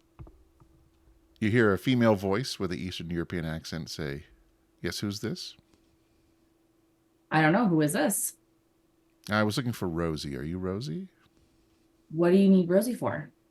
I have an important message for her. Well, I'm her mother, so you can just tell me. I'm sorry, I can't. If I can't talk to Rosie, I'm going to have to hang up. I'm just gonna hand it to John. I don't know. Just give it to Rosie. We'll see what the hell's going on. It's just a phone. It's not like they can do anything to me over the phone. A lot's happened, but fine. Wait, And give it that's to me. just a painting back there? No. Hello? Is this Rosie? Yes. Hi, Rosie. Who's this? My name is Mila. How are you today? I'm doing great, Mila. How are you? Well, I think I'm pretty good. I think I've found somebody who can help me with a problem. What problem? A vampire problem. You have a vampire too? I think we have a vampire. Yeah? Is his name Vladislav? Yes, we have the same vampire. Babe, keep it down. It's a library. Sorry. Just relax. She knows about our vampire. Okay, that's great, but don't freak out other people. Okay. What do you know about the vampire? Well, I think I know where he is, and I think I know how to kill him. But I can't tell you right now. I need to see you at nighttime. When are you a vampire? What I am doesn't matter. Okay, where should we meet you? Meet me by the city park. Not quite at the park. There's just going to be a cross street over there. It's going to be over on Congress and Main. I'll be right there in the corner waiting for you at 10 p.m. Sounds great. I'll see you then to talk about the vampire. Wait, who are you meeting? Are you meeting by yourself? What are you doing? Oh, you can my dad and my mom come? Can my family? Can this be a family outing? You can all come. Okay, well, see you then. Bye, Mila. Bye. What are you doing agreeing to meet people without figuring stuff out? You're smarter than that. She knows our vampire. So she would like us to meet her at Congress in Maine at 10 p.m. tonight, and she's gonna help us kill him. Sweet. I agree with your father. What are you thinking? And I think logically that if someone can find me at a library with a landline and know that I'm here and they also know the name of the vampire, then I feel like maybe they might be helpful. And you wonder why I took her to the gun range? Is that right? I'm just saying this comes up pretty often, unfortunately. You just love poking the hornet's nest, don't you? I'm divorced. I've got nothing to lose. That's not true. You have custody rights that you could lose. Oh, Whoa. Oh, She 10 or 30? She told you. Oh, She your daughter or lawyer? Which one? both. unfortunately. So, anyways, we can meet her, Mila.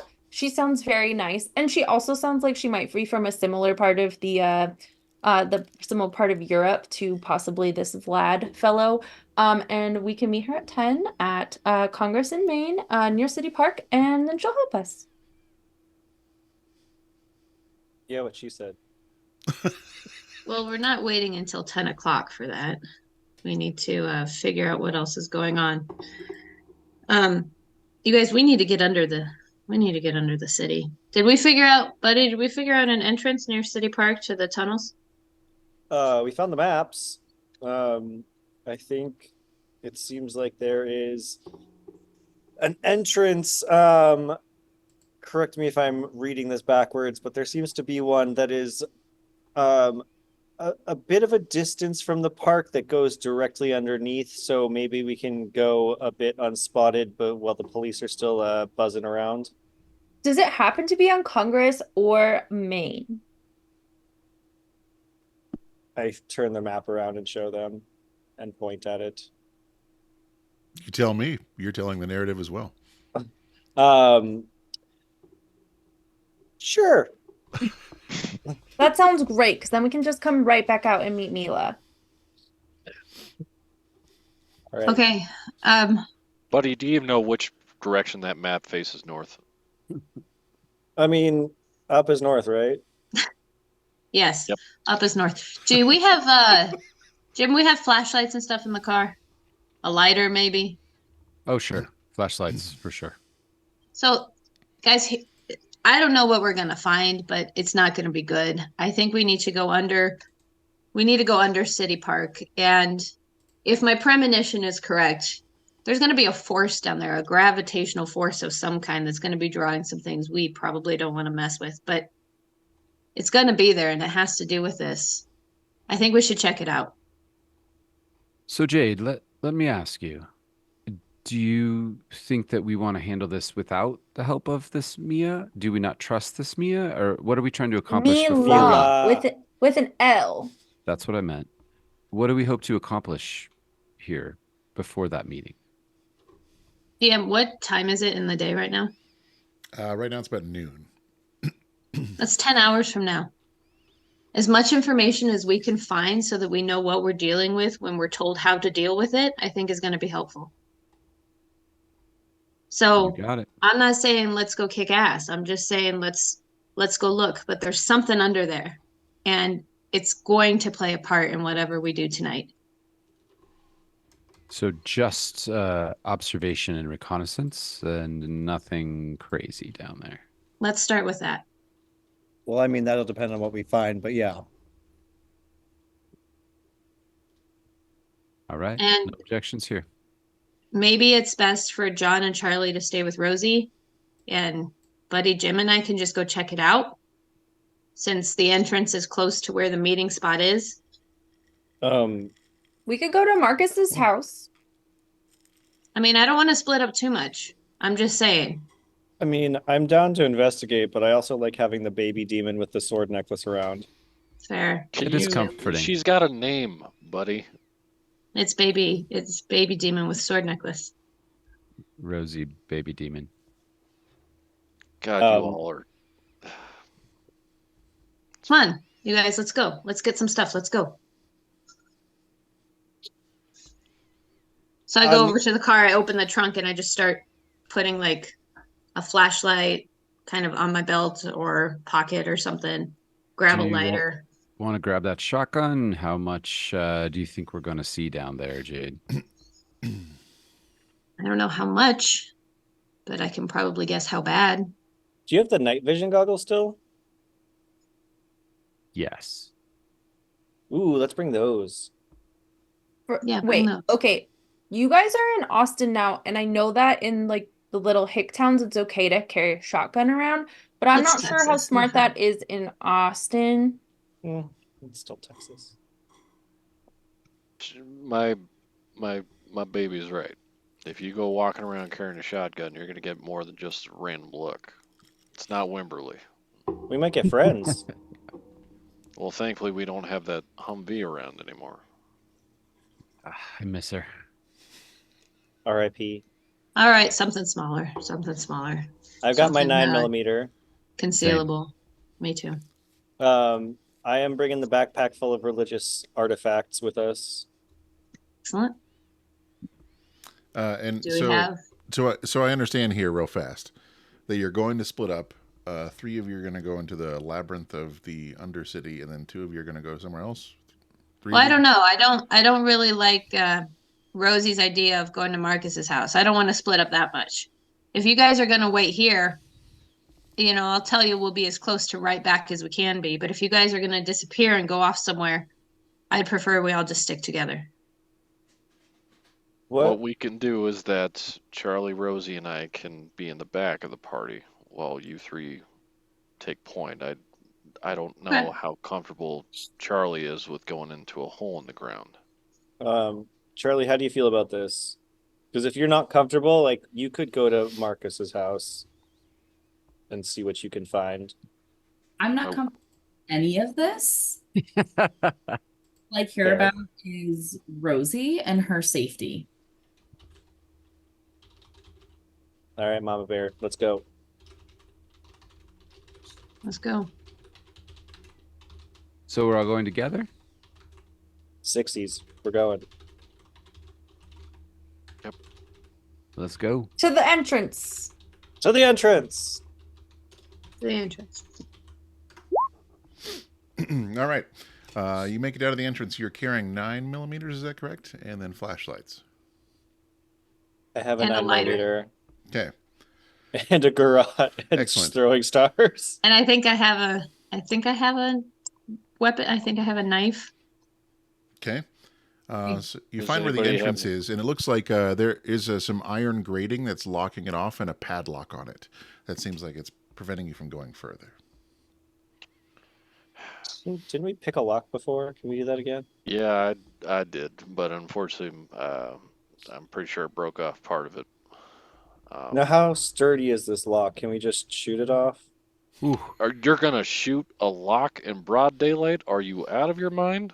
Discharging a firearm is probably not the right move here.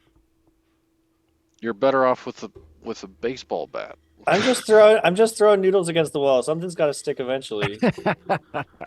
All right. So really fast, Charlie's probably right next to me, and so she would notice something that probably everybody else was looking at the door, but so Charlie briefly see my eyes roll back for a second and then come back, kind of like you had seen earlier, but just for a moment. Now, Charlie, do you still wear your hair with bobby pins in the back?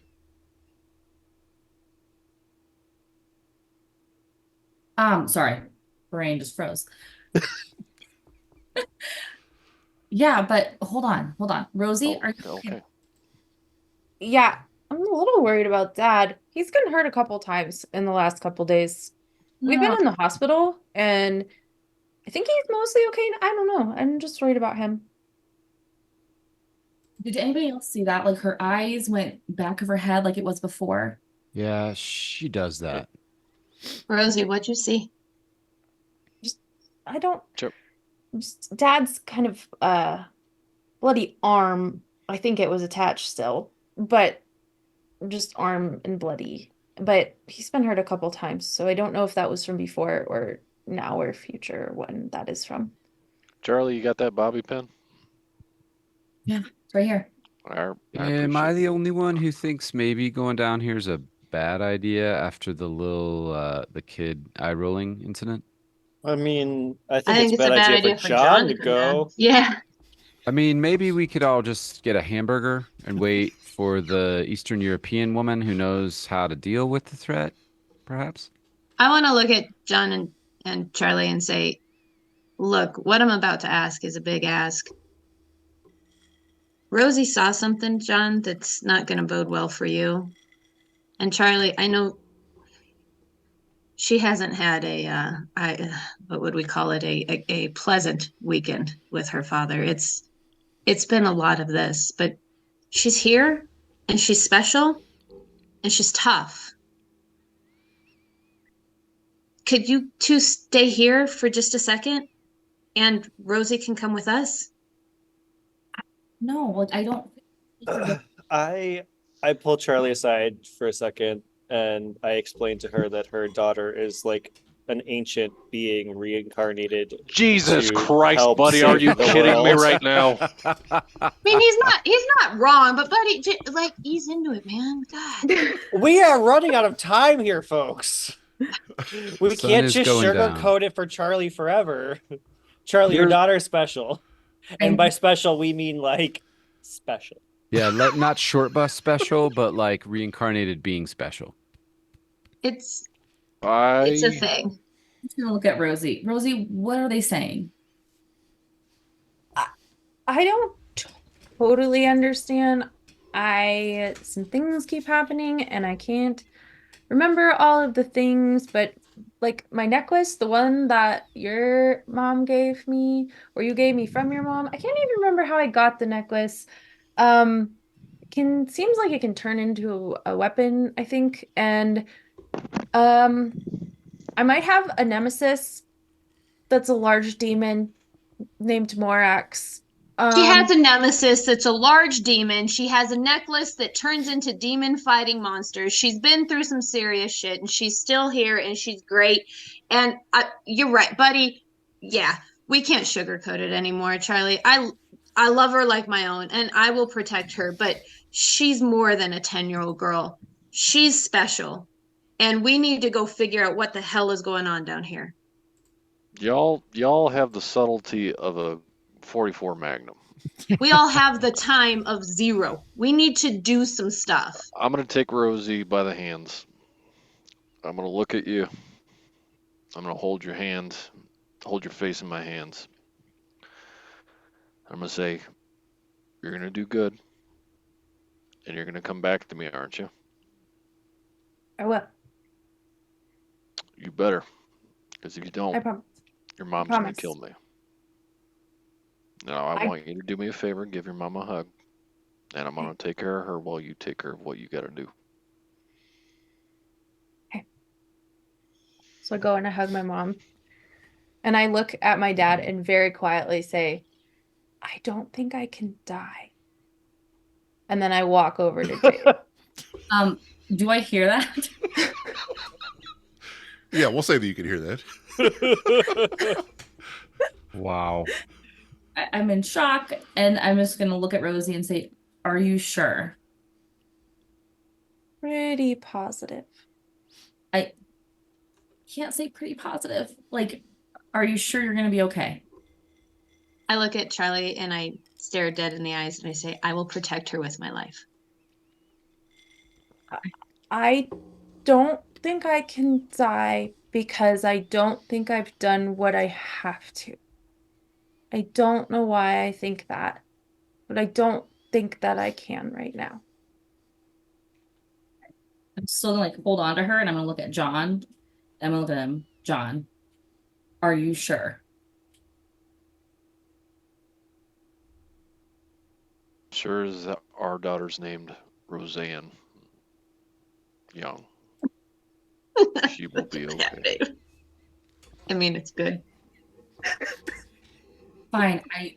I really don't like this, but if it's something that you need to do, I trust you, Rosie, not John. Rosie. I thought we were having I a was moment like, there for a wow, we second. reconciled. Oh my. I will go in if Jade is sure we can come back out. I want to talk to Mila, but if we can go in right now and then come back out, then it's fine. I will Y'all go. are running out of daylight, and if we're gonna stop We gotta this, go. you better go sooner than later. John, can you pick this lock or no? Sure as hell can. You just had a bobby pin. All right, give Well- me an act under pressure roll, please, John. You got it. Before we move farther, I just want to say, like, this should be like the finale because this episode is like, I'm riveted. Let's see. Shit. Act under pressure. But wait, there's more. There's more. It's more. Okay. Excellent. Now let me move my screen back over here. So you do successfully pick the lock, and it clatters to the ground, echoing through the tunnels below. Okay. Fuck. Can we see anything with daylight, or is it all dark? Are there any lights along the walls, anything like that? They're not, but are you saying that you want to enter and go look and see if you see anything? Yes. Did we bring I the mean, from ghost where we camera? are, like the gate where is you right are, there. I presume It's like if you're looking down a is behind it. stairwell. There's no right? lights. Looking down a stairwell, there's no lights, and there's clearly darkness ahead of you. Maybe some ambient lighting from the street above, but you can't quite see that. You just know that you're walking into a dark-ish area, and you won't really know what you see until you walk through the threshold. All right. After the lock clanks, I grab my flashlight and I'm holding it up like this, and I'm panning to see the walls, lights, anything that maybe I can like treat as a torch. Sure. Something like that. Jim's doing the flashlight handgun thing that they do on TV Nice. a lot. Yeah. Okay, so I did show you what it looks like in there in the moment. Buddy is wearing the night vision goggles and starts screaming because Jade pointed the flashlight in his face. Also, Oh, this not looks yet. more like a, I don't know, a forbidden temple than a Then an undercity labyrinth. I don't love it. down here. I mean, you should see what it looks like actually under Houston in real life. It looks almost identical to this. Yeah, I don't love it down here. But Jade, I agree with you. My life to trade for Rosie's. Let's keep going. Let's see what we can do down here. All right. So you move forward. Who's staying behind? Anybody? John. And Charlie. I'm staying with Charlie. All right. Descending into the undercity tunnels, you are immediately enveloped by a palpable chill that seeps into your bones, a stark contrast to the air above. The musty scent of damp earth and aged brickwork fills your nostrils, mingling with the metallic tang of rusting pipes. Your footsteps echo off the walls, a constant reminder of the vast unseen stretches of the network ahead and behind. Faint light from your flashlight flickers, casting long shadows that dance eerily along the uneven surfaces, while the distant sound dripping and the occasional scuttle of unseen creatures adds to the oppressive sense of isolation and timelessness. The air is thick with the weight of history and secrets, and every turn a shadow, a testament to the unseen life of the city above. As you continue to walk, you do hear what sounds like a boisterous, loud laugh. Rosie, you're gonna come in the middle of all of us. We got your perimeter. Really wish we had that Eastern European gal right now. From further along down the corridor where you heard the laugh come from, you now hear snarls, very similar to what you've heard before, many of them, and it appears as though they are getting closer and closer to you quickly. I pass out. We should wait for Mila. I think we should get out of here. I agree with you, kiddo. Okay, we've seen it. Let's go. Out. All right. Turn and run. Abort.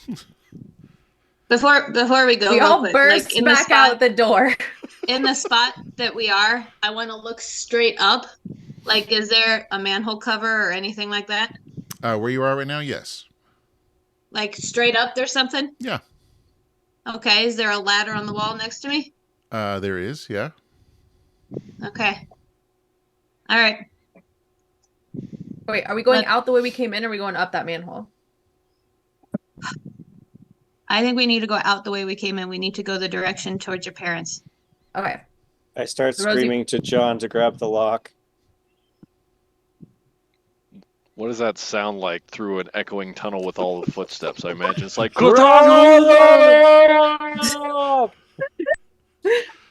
I'm running. I don't know. Figure it out. I think we're all just running out. It's daytime still, so I don't know that they can come out. Mm-hmm. Ooh, fair game. It's good thinking. Okay, well, we run until we can at least see some daylight. Okay. All And right, so then make it out. Now, are you locking the gate, or are you just leaving it as it is? Locking, please. Locking. All right. We don't have locking, a lock. we'll come back through the manhole No, the cover. lock is there. It's just it clattered, which made a lot of Oh, noise. okay. Yeah, it wasn't broken. It just. Okay. Okay, so you quickly lock the gate, and then you run back away. The snarling seems to stop, and it becomes deathly quiet from down there. Does anyone like shawarma? I think there's a good shawarma place around the corner. So Yeah, we should probably eat before we lose our appetites to what's to come. What the hell happened? Y'all came out like a bat out of hell. I just think we should talk to Mila before we go back in. We heard some things that did not settle well with us, and we did say that we were going to protect your daughter at all costs, so we just left. So we ran. The same thing that happened up there is going. It's going. It's the creature. It's. We're not getting clawed to death right now. Yeah, and it definitely sounded like maybe a pack or a horde or a murder or, yeah. You know, somebody laughing at something that's not funny. And, yeah. So let's go get shawarma. Jim, where's the place? It's just a 1 block this way, 2 blocks that way. It's Sounds very fantastic. Jim, what's the name of that shawarma place for everyone? good. Shawarma Karma. Palace. Shawarma Palace, where we treat you like a king. Perfect. All right, so you go to the Shawarma Palace and order your different victuals for the table. Thankfully, they do have Sunny D in their fridge, so that's readily available for any sort of lunch purposes. When What are we doing while we're here at the Shawarma Palace? I think Rosie wants to ask what we do have in the car. Because Buddy went to the Catholic Kmart situation at one point. So we just need to know what was procured. C-Mart. So many inappropriate jokes in my head right now that I cannot say, so I'm just going to... Not wrong. Put them in the chat. We have rosaries. We have crosses. We have holy water. We have steaks. I told you guys I'd get steaks. Yes, you did. Nice job. So wait, you're telling me this is straight up out of the old Hollywood tales where it's garlic and it's holy water and it's just stabbing them through the heart? You telling me John, after all you've seen, is that truly unbelievable? it's just John, I'm shocked. Guys, I'm more shocked that you're actually shocked at the moment. Is there any rice at the shawarma place? There is, yes. I don't know if this. Okay, I don't. I would like to get rice. Are you wanting uncooked rice, or are you wanting this nice basmati rice that's cooked with a little bit of parsley in it? I don't know if it works both ways, so I'm gonna say uncooked rice. I would like to order uncooked rice. Are you crunchy? Are you hoping when your dad's arm gets ripped off to just put it in rice? The waiter looks at you crazily, but comes back with a to-go container of uncooked rice. Okay, thank you.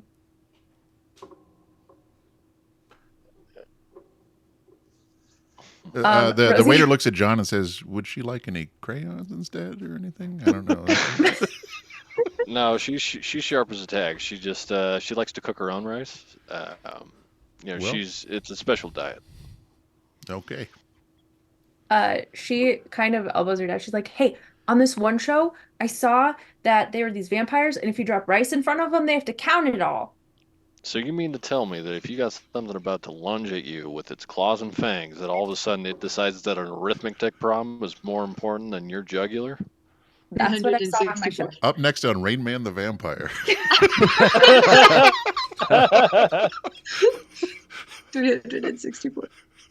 My dear, you're from your lips to God's ears. Yeah. I think we should find out more about vampires. I would agree.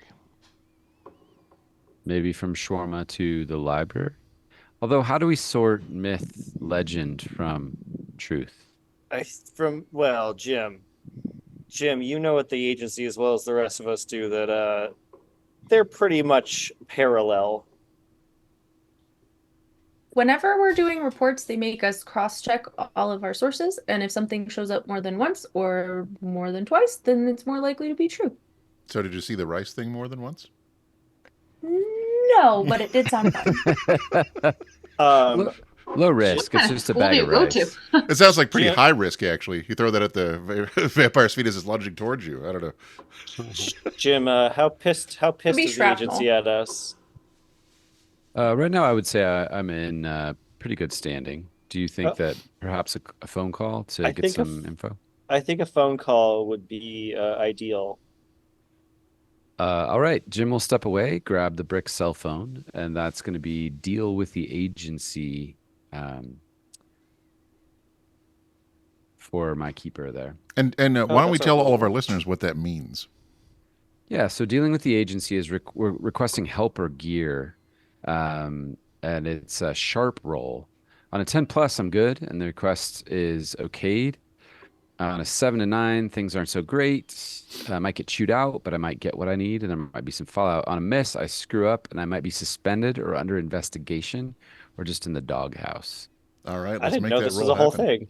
It's in the jail. It's amazing. All these people have these great character abilities. What? I thought you could just call them. All right, let's have that phone call there, and let's find out what you're asking for. All right, so phone's ringing, and hopefully somebody picks up. Requisitions. Hey, it's Jim in the field. I'm out in Austin. Perhaps is Nathan available? Nathan is actually on his lunch break right now, but I could probably help you. Excellent. I'm out here in the field in Austin. We think we've got a actual vampire threat, and we're getting a lot of legend and lore, and I'm hopeful that you may be able to cut through the quick here and help us find out what may be actually helpful. We got a bag of rice, for instance, wondering if that might be helpful, or steaks, etc., daylight, the usual. Well, I'm going to stop you right there and say I don't know that rice is the usual, but I'm excited to hear about the theory on that Okay, one. we've got this kid with us who watches a lot of TV. Excellent. Are you sure it's not you, Jim? It feels like a show you would watch. I don't know. I actually saw that episode, but anyway. So yeah, I mean, I guess if it's a vampire, a real one, and not like just a bitey person out here doing weird stuff, there's a lot of different kinds of undead as well. But usually steaks, holy water do a pretty good job against them. Okay.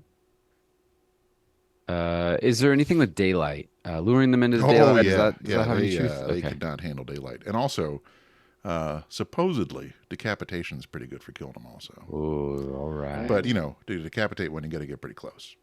You might want to get a lot of rice for that. That is excellent information. Anything else you may be able to share with me before we, go down into the labyrinth and fight a vampire?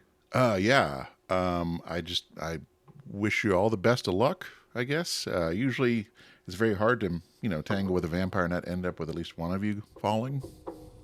Yeah, appreciate that. Also, just one last thing, if you don't mind. Could you check on the beneficiary of my life insurance policy real quick for me? Yeah, let's take a look here. It says it's to your macaw named Petey Pablo. That sounds right. And that's 100%. That is correct. Excellent. Thank you so much. I really appreciate it. And if you don't have to mention this call to Nathan, that's totally fine with me. You got it. All right. Thanks, buddy. Have a good one. You too. All right. So I'll relay the information. And I'll take a moment for Rosie too to say, hey, there's no harm in carrying around a bag of rice. If something really bad happens and all the other things don't work, I appreciate if you have that bag of rice on you. We can try it. You're telling me this is not going to work. I don't know. I'm not sure, but it doesn't hurt to have a bag of rice in your pocket, just in case. Okay. She sticks it in the transport. That's exactly right, buddy. By the way, very good. All right, carry on. So what's our next move here? We've got a pocket full of rice. I'm pretty sure that's an Alanis Morissette song. And then what else are we doing here? All right, so let's break down what we know and what we don't know. We know what our threat is. It's a vampire of some sort. We know that kind of how to deal with it. That's great.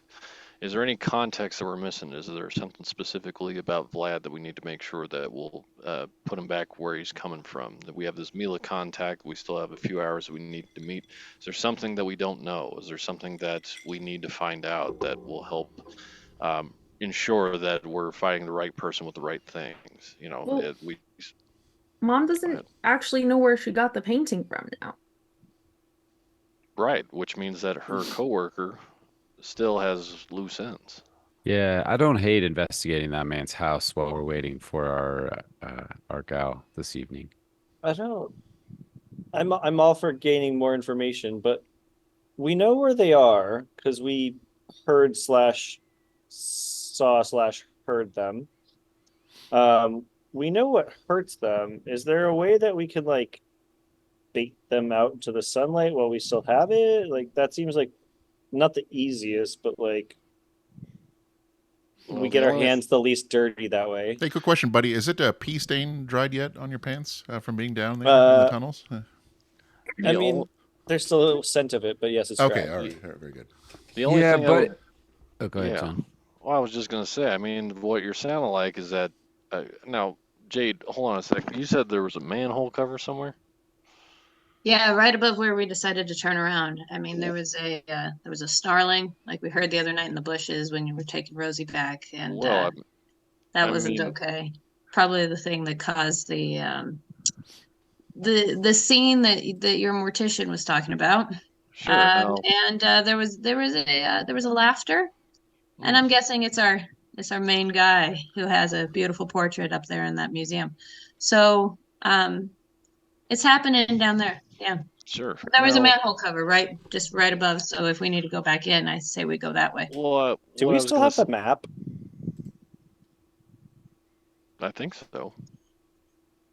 John, what were you saying?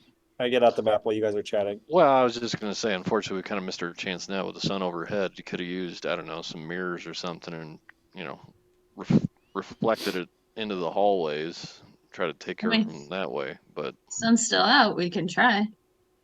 Well, I'm not a math whiz. I don't know how to reflect it 2 or 3 different times, and that sounds like a hell of a lot more trouble than it's worth. But I mean, it echoes down there. I wouldn't even know what direction to aim it. That's true.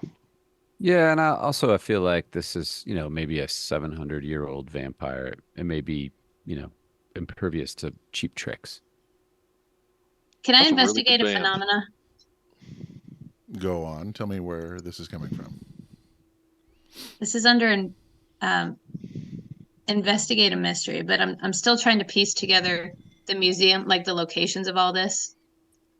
And after telling John that I'm not even sure where to aim it, just the idea of place comes into mind. We have a museum, we have a park, we have these labyrinths, and I just want to know what's going to be affected next. So, if I may, on this one, I believe that Buddy has a move from the beginning of the game that he never used that he might be able to use at this point. Buddy had 0 questions. I thought he had 1. Buddy had a +1. Hold up. No, Buddy failed. Oh, that is right. Buddy did fail. Yeah. Oh, Buddy.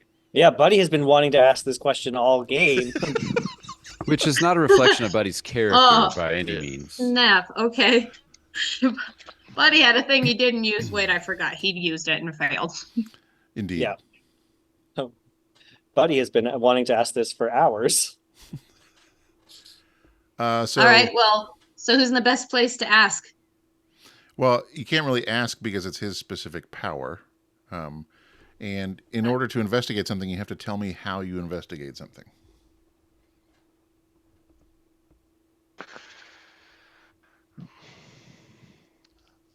Okay. I don't want to ask Buddy's question. I guess I want to investigate a mystery, but take it a step further into phenomena. Which you can. I just need to tell me how you're investigating the mystery. What are you doing different than what you're doing right now?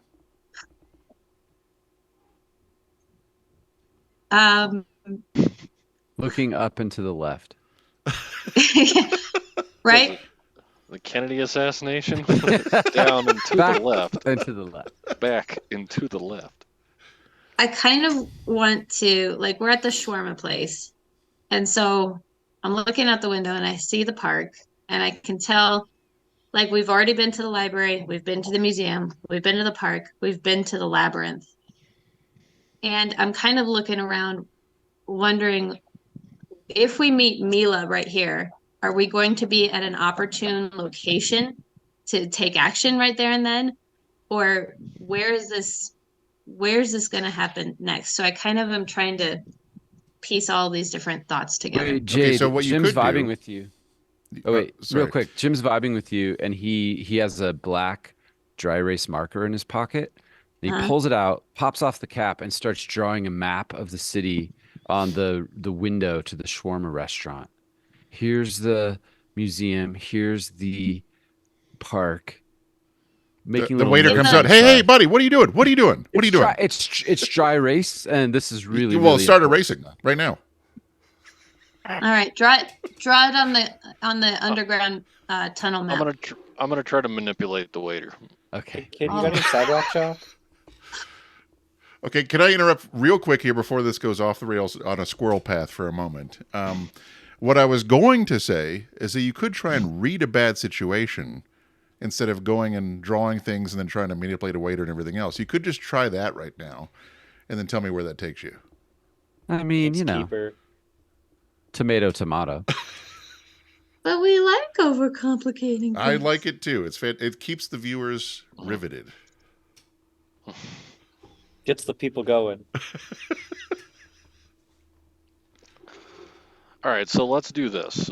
So backing up step, right? So you guys went into a tunnel. You were instantly assaulted by vampires, from what I'm sounding like. It sounds like there was no good way of going in without the manhole cover, and I don't know what you were planning on doing that. What it sounds like is that if you are planning on going into the lair, that there's no good way of getting into that. So, with that being said, that's the way to read a bad situation, where it's like, okay, with all this stuff, we're supposed to get down to the bottom of this tunnel. That's the bad situation we're trying to read, where it's like, what's the best way in based off this tunnel circumstance? What's the best way out? What is something that, is the biggest threat just him, or is it the swarms of monsters? That's the way that you're going to read that bad situation. All right. I want to read a bad situation. Let's do this. Please don't fail. Please don't fail. Please don't fail. And she failed. It's my favorite AWOL Nation song. All right. Fail. Well, I'm going to mark that XP. That takes me up to 5. Ooh, you So- can level up. All right, exciting. Hey. To level up, yeah. Level up. All right, so now that we can't quite figure out how to read this bad situation, what are we doing? So never mind. Bad idea, stupid buddy. Never mind. Continue. Carry on as you were. So we have this painting, right, of this old European gentleman, or this ominous creature is looking forward with a castle in the background. Now, what's interesting to me is that the tunnels kind of mirror that, where it's this long corridor, and you have somebody that's kind of way back here. So I imagine, like, okay, if he's got this layer here, it's got a parallel in some way, shape, or form, right? What I'm piecing together is that I have a feeling if we go to Charlie's coworker's house, we're going to find a piece of information there. Either gets a true name. I don't know if, it could be, from what I've heard from other lore, if you get the true name of a monster or something like that, you get some information on it, and that could lead us down some sort of rabbit hole. We get an idea of maybe there is something else to this painting that we don't know, that, there's like a true form of it rather than this one. It could be a facsimile. It could be something like that. It could also be that, there's some information that he got that he was being held under, a particular set of circumstances or something like that. It could also have been that he was a vampire still, and maybe we find some information there. But I have a feeling that there's a connective piece, short of Mila, that we can't piece together. So either we wait for her, or we go find something at his place. I still say we get as much information as we can. So I if you wanna do think make we those should go plans, to we should go. Marcus's. I I think we agree should with kick Kiss My Rosie. Ass. What? Did you say kiss my ass? I said I think we should kick some ass. Before we talk to the Eastern European girl? For real? I mean, like, do We have actually several know if she hours. legit- What time are we, like, at 4 p.m. or something like that? I mean, at this point, we're probably closer to 6 p.m. You've been here drawing things in the shawarma restaurant, getting rice. I mean, you've been Which I did. gay old time I here at the did. restaurant. I did erase it, and I apologize to the waiter. But I don't. Yeah, I like the idea of going to investigate. We have a solid lead who claims to know how to kill the vampire, and there may be some missing information from this missing gentleman's house. No disrespect to your coworker, Charlie. Sorry, I'd like to just point out that we don't know who this Mila is. We just know that she knew who Rosie was, which could be good, could be bad. Also, she asked us to meet near where the vampire is after dark. So the does that conspiracy not, like- theorist doesn't like it. Does that I not did ring not any- feel anything weird about Mila. She felt very much like a kindred spirit. But like that doesn't ring any alarm bells for anybody. Like, oh, the vampire wants to meet after dark, like when it's not the safest time She to also meet. had an Eastern European accent. Yeah, I pick it up what you're putting down. I Mila don't- is our friend, and I want to be here to meet her. You know what rang alarm bells for me, buddy, was being down in the sewer with the snarling and the growling and the eyes. That was an alarm bell for me. Yeah, I mean, same. Clearly, my pee-stained pants tell that story, but like, I don't know. Something's just rubbing me the wrong way here. And I think that's logical. I think let's go to Marcus's while there's some daylight and approach the Mila meeting with a little bit of trepidation and caution. And a lot of weapons and religious things. Quite possibly. Sure. She is a good Mila. And something to hack a head off in case we need to. Yeah, No. with an abundance in of case. caution. Just in case. We'll hear Mila out. An abundance of caution. All right, so we're gonna go to Marcus's, and then we're gonna come back and maybe kick some Mila ass. We don't know. Or maybe some vampire ass, even in Well, the basement. Same Here's same. hoping. Same. Is that what it is? Same these. Samesies. Me too. All right, so I guess we're all going to pile in the station wagon and drive over to Marcus's house. Charlie, will you lead this way to Marcus's house that you know how to get to? Is that correct? So go about like 5 blocks north. We're gonna turn right. Go about another 2 blocks, and it'll be on the left side. Now, why is it that you know where Marcus's house is, Charlie? John, now's Hey, not John. the time for jealousy. No, that's not what we're doing. I'm just saying. See, you do pull up to the nice small house in a quaint neighborhood, and it looks like everything is normal except for the very vibrant orange evidence sticker that's on the door that is there to see if anybody actually trespasses and opens the door to go inside. John, you comfortable with us going through here? Oh, here's the thing. It's either you open it or you just go through the window. It's really not a big deal. I mean, they usually put that on the front, and I don't know. I have some in my duffel bag if I really need to. Oh, excellent. In we go. Well, go on and tell me how you're entering this building. Besides just in we go, unless Charlie has a key. Do you have a key to his house? I know there's a hide key. It's like one of those rocks, get up and then. You I'll know put where my the hands up hidden now, keys are. John. Now, John, we can deal with this in a little bit. This is not the time. I thought John was I gonna don't grab the want John bobby and pin Charlie again. to get back together. I'm just saying. I think there's still something there. I think it's gonna happen by the end of the season. Viewers, what do you think? Should John and Charlie reconcile? All right. Anyway, so sorry. you do find the hide key quite easily, exactly where Charlie said it was, and are able to unlock the door. As you open the door, the sticker tears and is now permanently destroyed. showing evidence of you having entered the building. Well, Hopefully find something good in here. All right. Just completely take the evidence sticker out, or just peel off the sticker entirely. Were so- we streaming during the wear? So Sorry, before were we you continue for one moment, imagine yourselves entering a stranger's house, besides Charlie. Entering a stranger's house. What is your plan of action for going through this person's 3 bedrooms, 2 baths, on finding something that you don't know what you're looking for? Absolutely ransacking it. I kind of want to take Charlie's lead since she clearly knows Marcus, and I want to just see, like, does anything look like out of sorts here? Is there anything weird to you in this place? Oh, it looks like he was just here. Does he have a home office? Yeah, Yes. I mean, bedroom down the hallway. All right, I think we should check out his home office to see if we can find receipts or any sort of thing that would connect the painting to someone, something. But do you think you can get into his computer? I definitely can.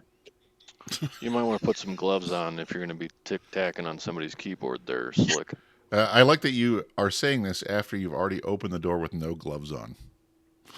You know. Well, here's the thing. I've got plausible deniability. I guess you're the one that's tippity typing on the keyboard. Then is that what you're saying? Sure. So but there's it's only nothing. gonna There's look nothing tight. out of place. There's no broken windows, torn furniture. No. But it's obvious that like the police have searched the place, not like ransacked it, but they've clearly gone through there. Yes. You need to check for a suitcase. Did he pack anything up? Do you need to check his drawers to see if there's anything missing? If he has a washer and dryer, was there anything that was coming or going? Does he have an address book? If he has So, an okay, address book, was there an last? Dead. Yeah. So the last time Marcus was over, he's just a very Oh, now, John. Sorry. Now, Yeah. John. Not No, again. listen, Rosie, come on. I need to I'm hear just this saying out. I he's need to hear this out. No, please. He's a very deep historian. He knows a lot and he does a lot of research. So I think that probably somewhere he's got information about this painting because Mom, wasn't he the one who told you about the painting in the first place? Yeah. Yeah, so I'm sure he has tons of research on that painting somewhere in here because he is really a huge history buff. Mom loves listening to him. Telling me likes to get real deep. Sure I does. appreciate that. On today's All right. episode of Maury. Well, it sounds like Charlie knows what she's doing, so why don't you go ahead and lead the way? I'll show them the computer and then I'll go into his room and kind of look around, see if I notice anything. Jim, we got some rubber gloves. Definitely. So you're going to get on that computer? Is that what you're doing? Yeah, I'm gonna typity type. All right. Put the So rubber gloves on. the computer boots up. You get past the regular bio screen, then get to the loading screen, when you are met with what appears to be an image of Marcus staring at you, scared, not knowing what to do. It then switches over to a vision of the painting before the monitor starts to smoke and turn off. So that's That was not a normal. literal dead end. Bad omen, kids. The computer died, and so maybe did Marcus. Or Marcus is in the painting, perhaps. What time is it? Well, his soul is in Does the anybody have a painting. clock? A watch? It's now about 7:30. Okay. I just want to make sure we get back for Mila.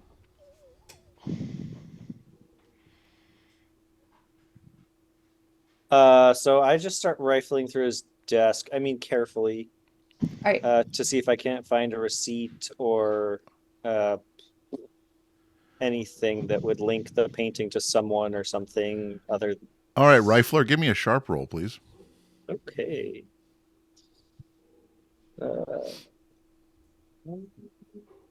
Gotcha.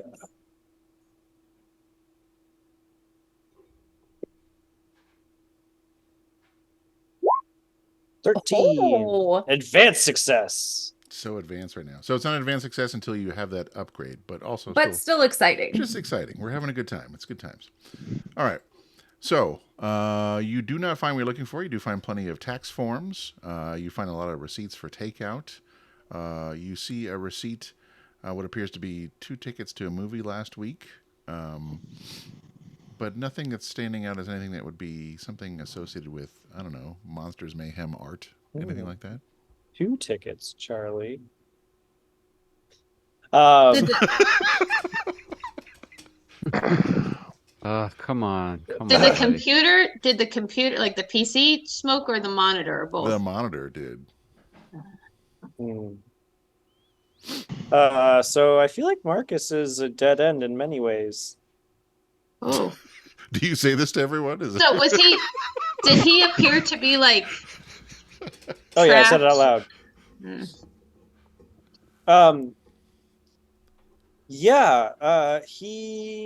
He seemed scared. He seemed trapped. He did not seem alive in this realm. And then everything just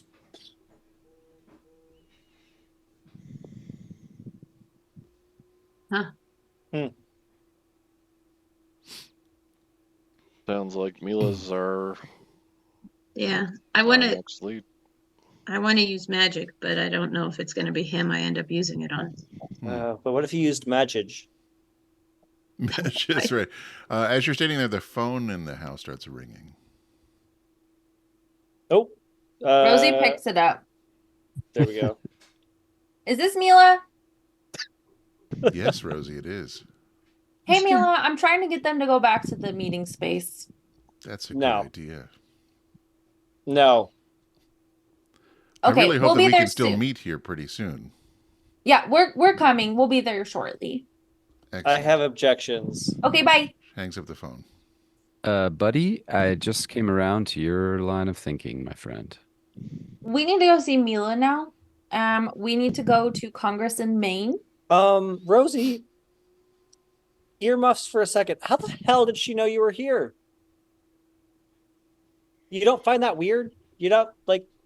I don't have any weird feelings about Mila. I have very friendly feelings about Mila, and I feel like she's my friend. Okay, John. John. So, here's the thing, buddy.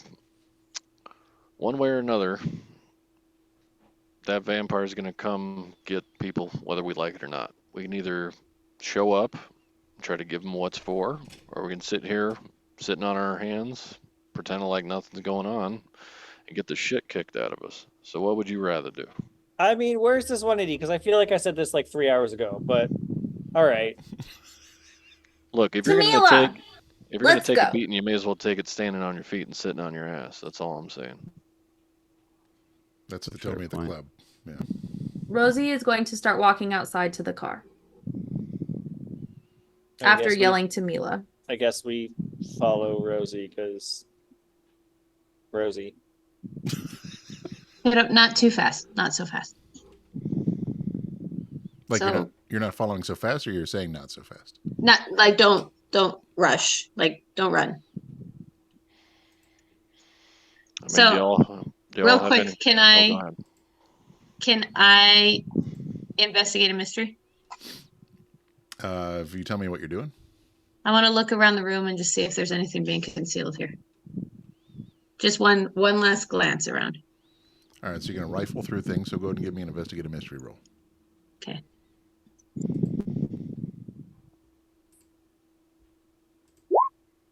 Mixed success. Excellent. And so what is your question from the list? My question is, what is being concealed here? Okay, your success tells you that nothing is being concealed here. Okay. Dead end.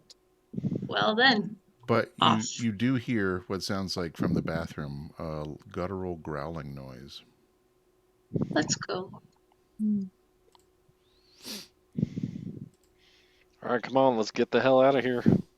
Quicker. All right, Rosie's sitting in the passenger seat when they get out. Shotgun.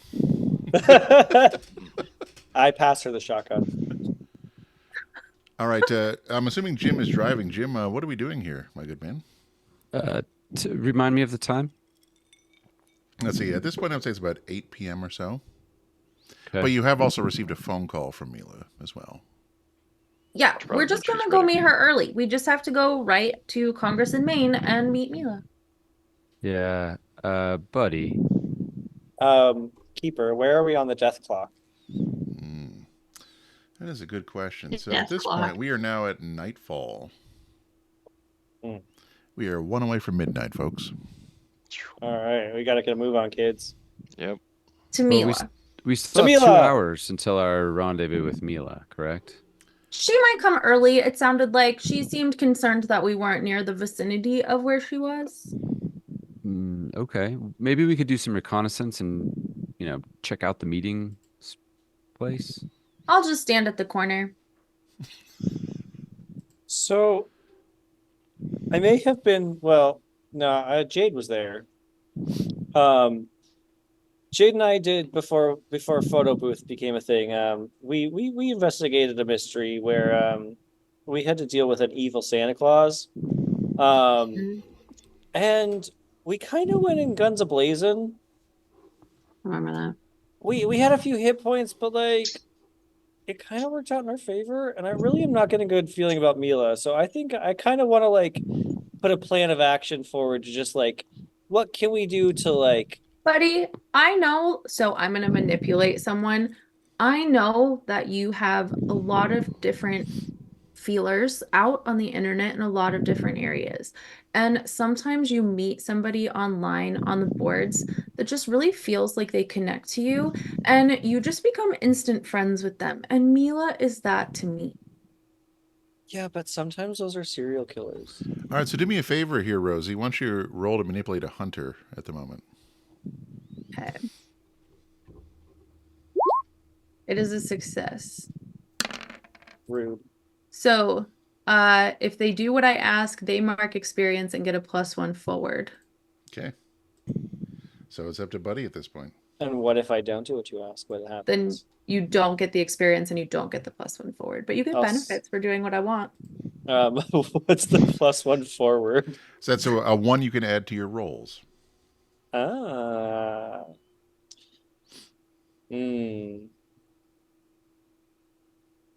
All right, well, Now, if she's chosen by God, buddy, like you've been telling me that she is special this entire time, you can either do yourself a favor and go along with what she's saying, or you can stick your head up your ass and keep doing what you've been doing. Well, Daddy likes the experience, so we're gonna move forward. Oh boy. Daddy sure Tamila. Tamila. All right. So we're going to drive back to that corner of where you were, close to the shawarma place. It's pretty close. It is dark at this point. By the time you get back there, it's around 8:30, 8:45 or so. And you see like a single person just hanging out there in the corner. Despite all the hubbub, people seem like they're kind of inside, especially after the weird attack from the news story. And let me see if I can show you a picture of what Mila looks like. Boy. Nope, don't like it. All right, so before you stands a figure that seems to transcend the passage of time. Her presence is a seamless blend of ancient elegance and modern resolve. Her dark hair frames a face of ethereal beauty marked by eyes that shimmer with wisdom and untold stories, reflecting a soul possibly shaped by centuries of darkness, now seeking the light. She's clad in attire that whispers of her lengthy sojourn through the ages, functional yet stylish, with hints of a mystical heritage. She carries herself with the grace of the ages and the alertness of her predator. Jim quickly opens the door and says, I'm happy to take point on this one. Rosie pops that door open and goes, Mila, and runs to her. Mila reaches out her hands and grabs you and embraces you in a small, soft hug. And I hug her back. She looks at you and says, hello, Rosie. Hello, Mila. I've heard that you're the chosen one. I've heard that about myself. Don't totally understand. Excellent. Well, I'm here because I'm ready to kill a vampire. Are you? Absolutely. Excellent. You notice that as you're hugging her, her entire body is cold. Are you a vampire? Yes. Okay. Around this time. Don't touch my necklace. Around this time, John is out with his 9mm on his side, kind of looking back at Charlie and say, "Hun, it's about to get real scary around here. If you want, I can either protect you or I can go sit with our girl. It's up to you." Protect Rosie. And I'm coming with you. Well, So- come on out. Rosie grabs Mila's hand lightly and starts walking her back towards the car so she can introduce her to everyone. Mila walks with you very gracefully back to the car. So, Mila, this is my mom and my dad. And this is Buddy. He does weird things on the internet. This is Jim. He is a businessman in the supernatural. And then this is Jade. She does lots of fun magic things, but also can get really crazy afterwards. Wow, It excellent to meet happens. you all. This is wonderful. I have no idea what the internet is, but I know what weird things are. Hmm. Speaking of weird things, how do you feel about this crucifix? If you pull that out again, I will rip your throat out. Good to know. So there are dozens of them and only 6 of us. What's To the be- plan? To be clear, it's the same vampire that we're both, Mila, you and I, trying to kill, correct? Which vampire is that? Vlad, hold on. Vladislav. Was it Vladimir or DM Vladislav? We've It's used both. Vladislav. Vladislav, he has the mark of the eternal. Yes, it is Vladislav. What can you tell us about Vladislav and this painting that came out of nowhere? I could tell you for a few minutes, but we shouldn't, tarry long here along the streets at darkness, waiting for Vladislav to appear. But, Vladislav was born in the 1400s, made some unfortunate decisions, and then tied himself to a painting a long time ago. I met him sometime around the 1600s, when he turned me against my family and against my people. And I've regretted it ever since, and I've sought redemption. But I've never been able to get close enough until now, when he decided to take himself away from his ancestral home and follow his painting here. So, what do we need to do? Well, we need to go into the underground, find where he is, and I have something that can stop him. How But do it we know comes at a that you're great not cost. feeding us to him?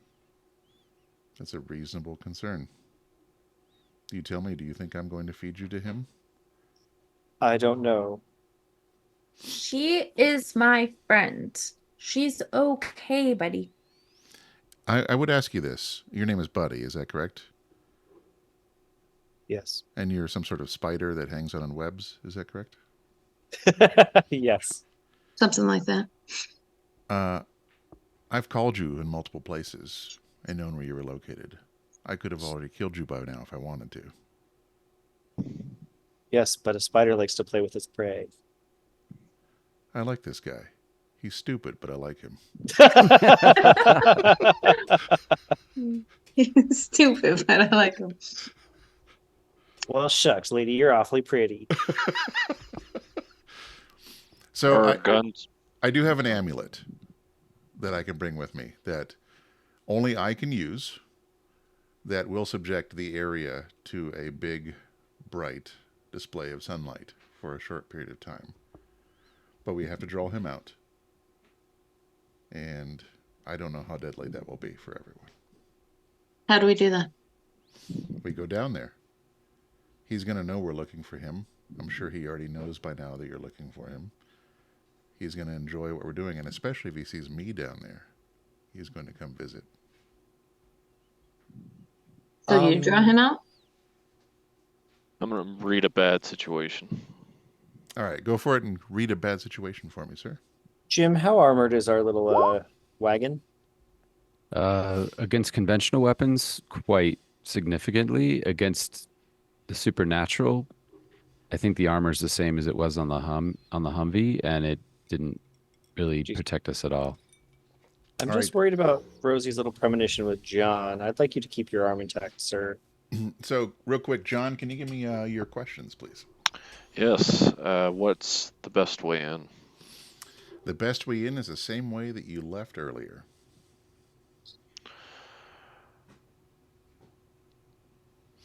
If you were to take a sewer grate down there, it is possible, but you're going one at a time, directly down into their mouth, versus going through a singular doorway all at once. What's most vulnerable to me? I would say probably your 2 family members that are with you at the moment. But you don't know how many creatures are down there, but many.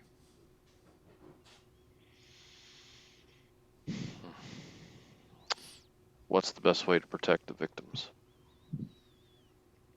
The best way to protect the victims is to protect Mila, so she can get close enough to do what she says she's going to do, if she's going to do it. All right, Mila, if what you say is true and you're planning on helping us out by destroying most of the vampires in there, then we're going to give you cover. I'll gladly. Is that all you need us for? I can't take him on by myself. He's too strong for me. I've tried many, many years. But here you are, and you have a chosen one in your presence. If now is, I don't know if there would be ever a better time than what we have at the moment. So, Mila, I have a quick question. Yes, stupid one. Pretty lady. So are we gonna be like, we need to protect you, but also we need to protect ourselves. Like, are You don't need the to protect yourselves. You just need to protect me. They're not after us, they're after her. I mean, But, like, some of you may there's not a- make it out of the sewer. I was like, we have a host of dead civilians, so like, Yes. my question being to protect ourselves, Yes. without hurting you. Can we wear rosary? Can we wear crosses? Like, what can we do to like help ourselves without harming you? I'd prefer it if you didn't wear any religious iconography, but you're welcome to carry holy water with you. However, if you hit me with it, in addition to what you're trying to hit, it may cause problems for me. Understood. Okay. And is decapitation the best way to get him?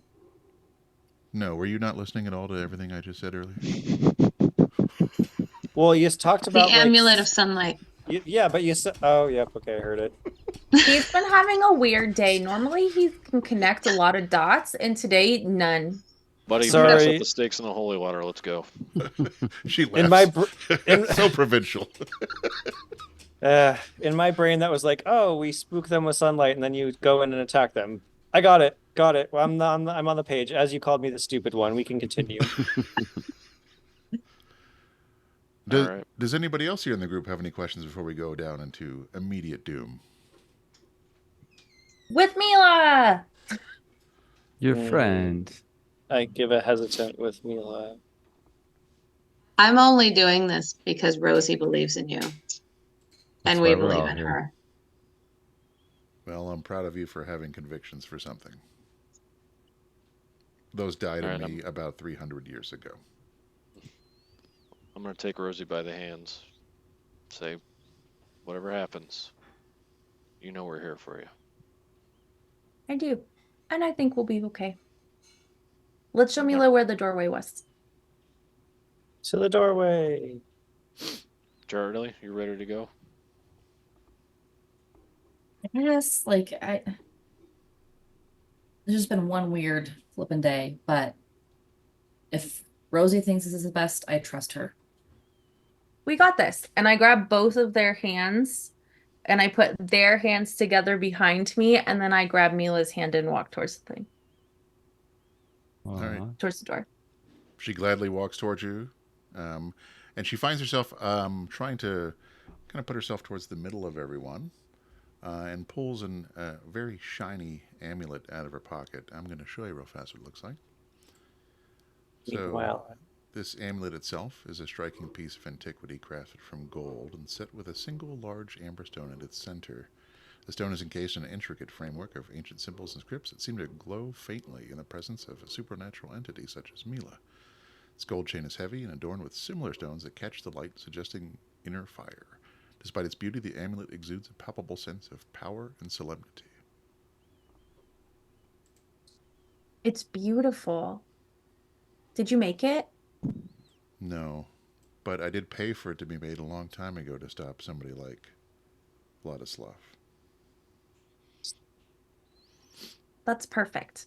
Let's go. We got this. As we walk to the door, I turn to Charlie and whisper, "Welcome to the shit show." I'm assuming the door is still locked with the lock that we put back on. It is still locked with it, yes. Yes. All right. You wouldn't happen to have another bobby pin on you, would you, Charlie? I'm gonna like search my hair in my pockets and I'll find them in my pocket. All right. I promise I never tried to pick your door. That was That wasn't specific. creepy. It's a weird thing to point out, Dad. That's what somebody who tried picking your door would say. I'm just saying she's never seen me at work. That's all I'm saying. Oh, I think she has. All right, John, I'm not going to make you roll again for this one because you've already picked it once, so we're just going to say the lock unlocks and falls again to the ground. This time a little more quietly. You're able to at least prevent that from happening. But what I would like to know is, before you go in, what is your marching order as you enter the Undercity? So Mila does not want to go in first. She wants to be in the center. Mm-hmm. Jim is happy to enter in first. I'll go in And I'll first. go with Jim up front. Behind my daughter. I'm gonna be like as close to her as I can. I'll flank the side. Me too. Is anybody in the back? John. I'll be in the back. All right. So you start going in there. It is much darker now, almost pitch black. Does anybody have a flashlight? We all do. Yes. I think Jay got the flashlights for everybody. Excellent. You press forward. As you do so, you feel John, a small whoosh behind you, of something unseen. You hear a clattering as the door that you enter through slams shut and locks. You don't see what has caused it to lock. All right, Go ahead. I'm gonna try to see if I can't swing around with my fist and try to see if I can't catch something or someone that was trying to lock the door. You seem to catch nothing, as though whatever it is moving ethereally fast around you. Take a deep breath. All right, we got one way forward. Let's go. All right. So as they're walking, Rosie's just kind of playing with her necklace again, and they're walking forward. And she's just kind of waiting for she'll just ask Mila where she wants her to go. Just forward or Just keep going forward. He'll show. okay. So as you press forward, it's like the very danger in the Undercity is getting palpable. It's almost like as you can taste something is about to happen, something horrible. Buddy takes out some stakes from his bag and just sticks them in his belt buckles or belt loops. All right, excellent. There's a growl that echoes through the chambers as you continue to walk. You can't tell where it's coming from, almost as though it's around you everywhere and nowhere at the same time. You get further along. And then at the end of the corridor, about 100 yards away, you see what appears to be a youngish man sitting there in dark modern clothes, and he looks at you before disappearing behind a column. You hear a laugh. Then you hear snarls coming from behind you now. They push you forward. What was that, John? I was gonna say, you too chicken shit to come out, Vlad. He laughs even heartier. I see you brought a friend with you. Yeah, you might know her. I've met many a woman in my time, and man, and animal, I guess. I don't discriminate on the people I take, the souls I retain, and the dominion that I will bring over all. Let's stop playing a game and end this already. Rosie keeps pushing forward. I agree. I hope you don't mind if some of my friends came too. As long as they meet the same fate you do. I like this guy. As you are moving forward, you feel a slight brush behind you, John, followed by a sharp, searing pain as claws dig into your flesh, and you take one harm as something slashes across your back before it disappears out of sight. You make a sound. Oh yeah. Well, it's kind of a muffled. Rosie hears that, and because she'd already had the premonition of her dad's arm getting hurt anyways, at that point just pulls and the necklace chain comes off and changes over into the kind of knife situation, and she's looking around just to see what she sees. If there are anything over there, if she can see the creature that attacked her dad, but is kind of going backwards first to see if she can find it. All right. So you see what appears to be a creature just kind of hanging on the wall upside down, staring at you. How far away is it? It's about 20 feet away. All right, so she runs at it and swings the necklace for kick some ass. All right. So go ahead and roll to kick some ass for me. 8, mixed success. Okay. Tell me what you're doing with that mixed success. All right, let me look. I don't, honestly, most of the time I succeed on that. So let's see. Okay, on a 7+, you and whatever you're fighting inflict harm on each other. The amount of harm is based on the established dangers in the game. It usually inflicts the harm rating of your weapon, and your enemy inflicts their attack harm rating on you. So it'll just be them to me. Tit for tat. Except for I do have invincible, so just. Yes, you do take some damage because of your armor, but not, you're not going to die necessarily, right? Am I incorrect in that one? What was that? Is that correct with your invincibility, that you are going to take some damage, maybe, but you're not going to die? My armor's 2, so if it's above 2, I'll take whatever's above it, I believe, but... Yes. So you both clatter against each other.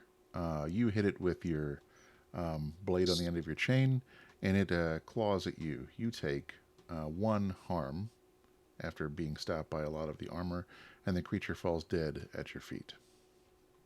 All right, then she turns and tries to find Vlad. So, as you turn, Vlad is happy to find you. You are now surrounded by what looks like 24 creatures that are within 10 to 15 feet of you. And Vlad is right there at the edge, again, about 10 to 15 feet away from you. Mila, this seems like your cue. I'm going to throw the holy water towards any creatures that I can see that might be remotely close to her. All right, so which creature are you throwing holy water at? And then are you aiming anywhere that's far away from Mila? So, yes, I'm aiming at Rosie's flank where it's behind her, and that would probably be about, I would say, 10 feet away from Mila. Okay, so I'll say that you throw the holy water, and as you are unstable, the water crashes to the ground. It does burn some of the creature's feet, but they still stand there snarling. Mila looks at you all and says, "Thank you." She steps forward, and as you are bracing yourselves against Vladislav, prepared for a confrontation that will decide the fate of all, Mila goes forward. Her resolve is unwavering as the ancient stone set in the heart of the amulet she holds. The night is thick with tension, and she seems to hold its breath as she begins the incantation, her voice a mere whisper against the cacophony of the supernatural storm brewing around you. The amulet, responding to her command, begins to glow, its amber core radiating light that grows with every word of the ancient language spoken. The symbols etched in the gold start to shimmer, casting dancing shadows that play across Mila's determined features. The hunters watch, a mix of awe and fear in your eyes, as Mila completes the ritual with a final crucial act of self-sacrifice. Her blood from her wrist, a symbol of her redemption, anoints the amulet and seals her fate. In an instant, the world explodes in light. A burst of pure, radiant sunlight, akin to the breaking dawn, emanates from the amulet in a blinding wave. It expands rapidly, a 30-foot radius of day in the heart of night, touching everything in its path. Vladislav, caught in the onslaught, screams, a sound of pain and rage as the light sears, his form beginning to disintegrate under its unforgiving glare. The ghouls, too, find themselves unable to withstand the purity of the light, their shadowy forms evaporating like mist under the sun's torch. The darkness that had once seemed insurmountable is pushed back, banished by the force of the amulet's unleashed power. As the light fades, you find yourself standing in a circle of safety. The night seems to retreat to a more natural state, and at your feet lies the amulet, dimmed and quiet, its purpose fulfilled. Mila, the architect of your salvation, is gone, her sacrifice a testament to the possibility of redemption and the power of light to conquer darkness. The silence that follows is not empty, but full of reverence for the choice made and the battle fought. Amidst this solemn reflection, you sense an inexplicable shift, a change that transcends the immediate victory. Though you stand far from the museum and the eternal vigil, an unspoken understanding passes between you. The painting, the nexus of your battle, has been irrevocably altered by tonight's events. Its connection of Vladislav, severed by the sacrifice and the light, signals a new chapter not just for you, but for the artifact itself, its ominous presence replaced by a sense of closure and perhaps a new beginning. Vladislav's terror has ended, but his threat extinguished and the very being he once sought to corrupt. You are left to contemplate the cost of your victory, and as you move forward, the amulet and the vampire who dare to defy her nature for the greater good are forever entwined in your story. A beacon of hope and a warning of the darkness that lurks, always waiting, always hungry, but never invincible. Your vampires are dead, and as you do, you hear a laugh that you haven't heard for a while, very similar to one you heard in a hospital before it cackles and disappears and fades into nothingness. Your mystery is over. Your vampires are dead. And Morak still taunts us. That is correct. Rosie goes up Buddy to her screams mom. in. Go ahead. No, Buddy screams in the silence. Mira! I love. I wanna bend over and grab the amulet, the dark amulet that's now on the floor, and hand it to Rosie. Thank you. I hold it tight and I go up to my mom and I say, I think we should go look at that painting. But also, that laugh at the end, that's my demon nemesis. Okay, well, we're gonna have to get to that later, but can we like leave so I can get like, are you okay? I'm great. John, how you doing there, buddy? Oh yeah, Dad. I'm okay. Dad gets hurt a lot. Dad gets hurt a lot, and we should probably buy more first aid kits. Dad is currently unstable at the moment. Can we act some more magic on him to like? Yes, magic? I can try some magic to try and heal one harm. Which All I'm right. going- You know what poor to do John. here, Jade. Here You're we always go. in harm's way, sir. That is a mixed success. And what does that do for you with your power? So let's see. It works imperfectly. Choose your effect and a glitch. So my effect is that I heal one harm from an injury on John, and my glitch. If I may interrupt for just one moment. Yes. There is going to be a difference between healing one harm and stabilizing John. So you're going to have to choose whether you want him to be stabilized or whether you want him to remove one harm. Stabilized. Okay. Carry on. What was your glitch? My glitch, I get to choose.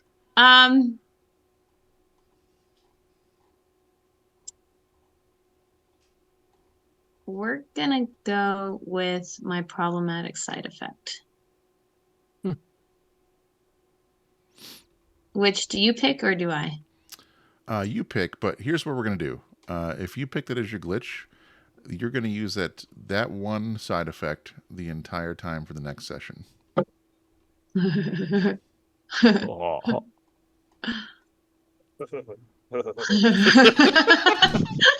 Hey, Bailiff.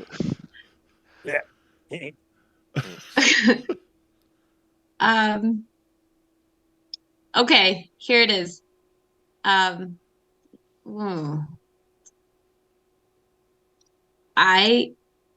I propose that John is stabilized for now, but he probably needs medical attention. And the glitch of my magic is that the effect has short duration. So we need to get to an actual hospital. He's okay enough to get to a place that can more permanently and without the side effects of my mood swings or guilt or impulse control. So Bring him. just to make sure that we're clear here, you're changing almost nothing about a situation that you would still have to take him to the hospital. I'm buying anyway? him some time. Just I either buy him time or I have mood swings the entire next session. Fine, mood swings. Seems fitting. I think we should still take him to the hospital.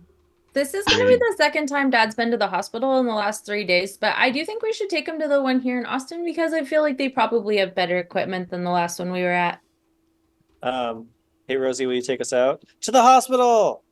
To go to the hospital! All right, so we're going to go to the hospital. Before we do, how about I describe how the painting has changed? Would you like that?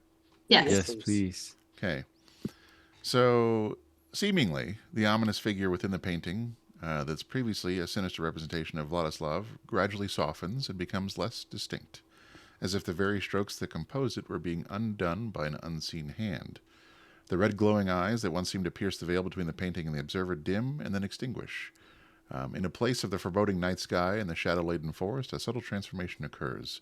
Dawn begins to break on the horizon within the painting, casting the castle in a new light and signifying the dawn of a new era free from Vladislav's influence. That is what has changed in the painting. Love it. Beautiful. Beautiful. All right, everyone. We thank you for watching tonight as we go and patch up John yet again. We are excited to see if he gets another sub this time from his punches on the sub card from visiting the hospital. It's been a blast. And then let us know if there's anything you want to see in a future session from any vampires or monsters or weirdness. And Like John Buddy, and Charlie reconciling. did you have something for us, buddy? Oh, just as we drive off into the night, I say, guys, this is the least amount of attention we've ever drawn to ourselves. And then give myself And a high in a big five. city. Impressive. I'm actually gonna take Charlie by the hand, say, you know, if you remember, the reason why you left is because back when when Rosie was a baby, it's because I said something that you didn't believe. What I'm hoping is that starting now, if you could just believe me, it doesn't have to be all the time, but just every now and again, I'd appreciate it. Yeah, John, and I've been thinking about that. Like, I'm sorry, but at that moment, it was insane. Like, everything seemed insane, and I had to protect our girl. God, it doesn't seem. I'm just glad you're here. This is my favorite TV show. I just want you to. Wow, that's great. I'm going to be in the next session as a Twitch audience member. Well, thanks everyone for watching. I'm going to close the stream out, and we appreciate this. Thank you. Thanks, everybody.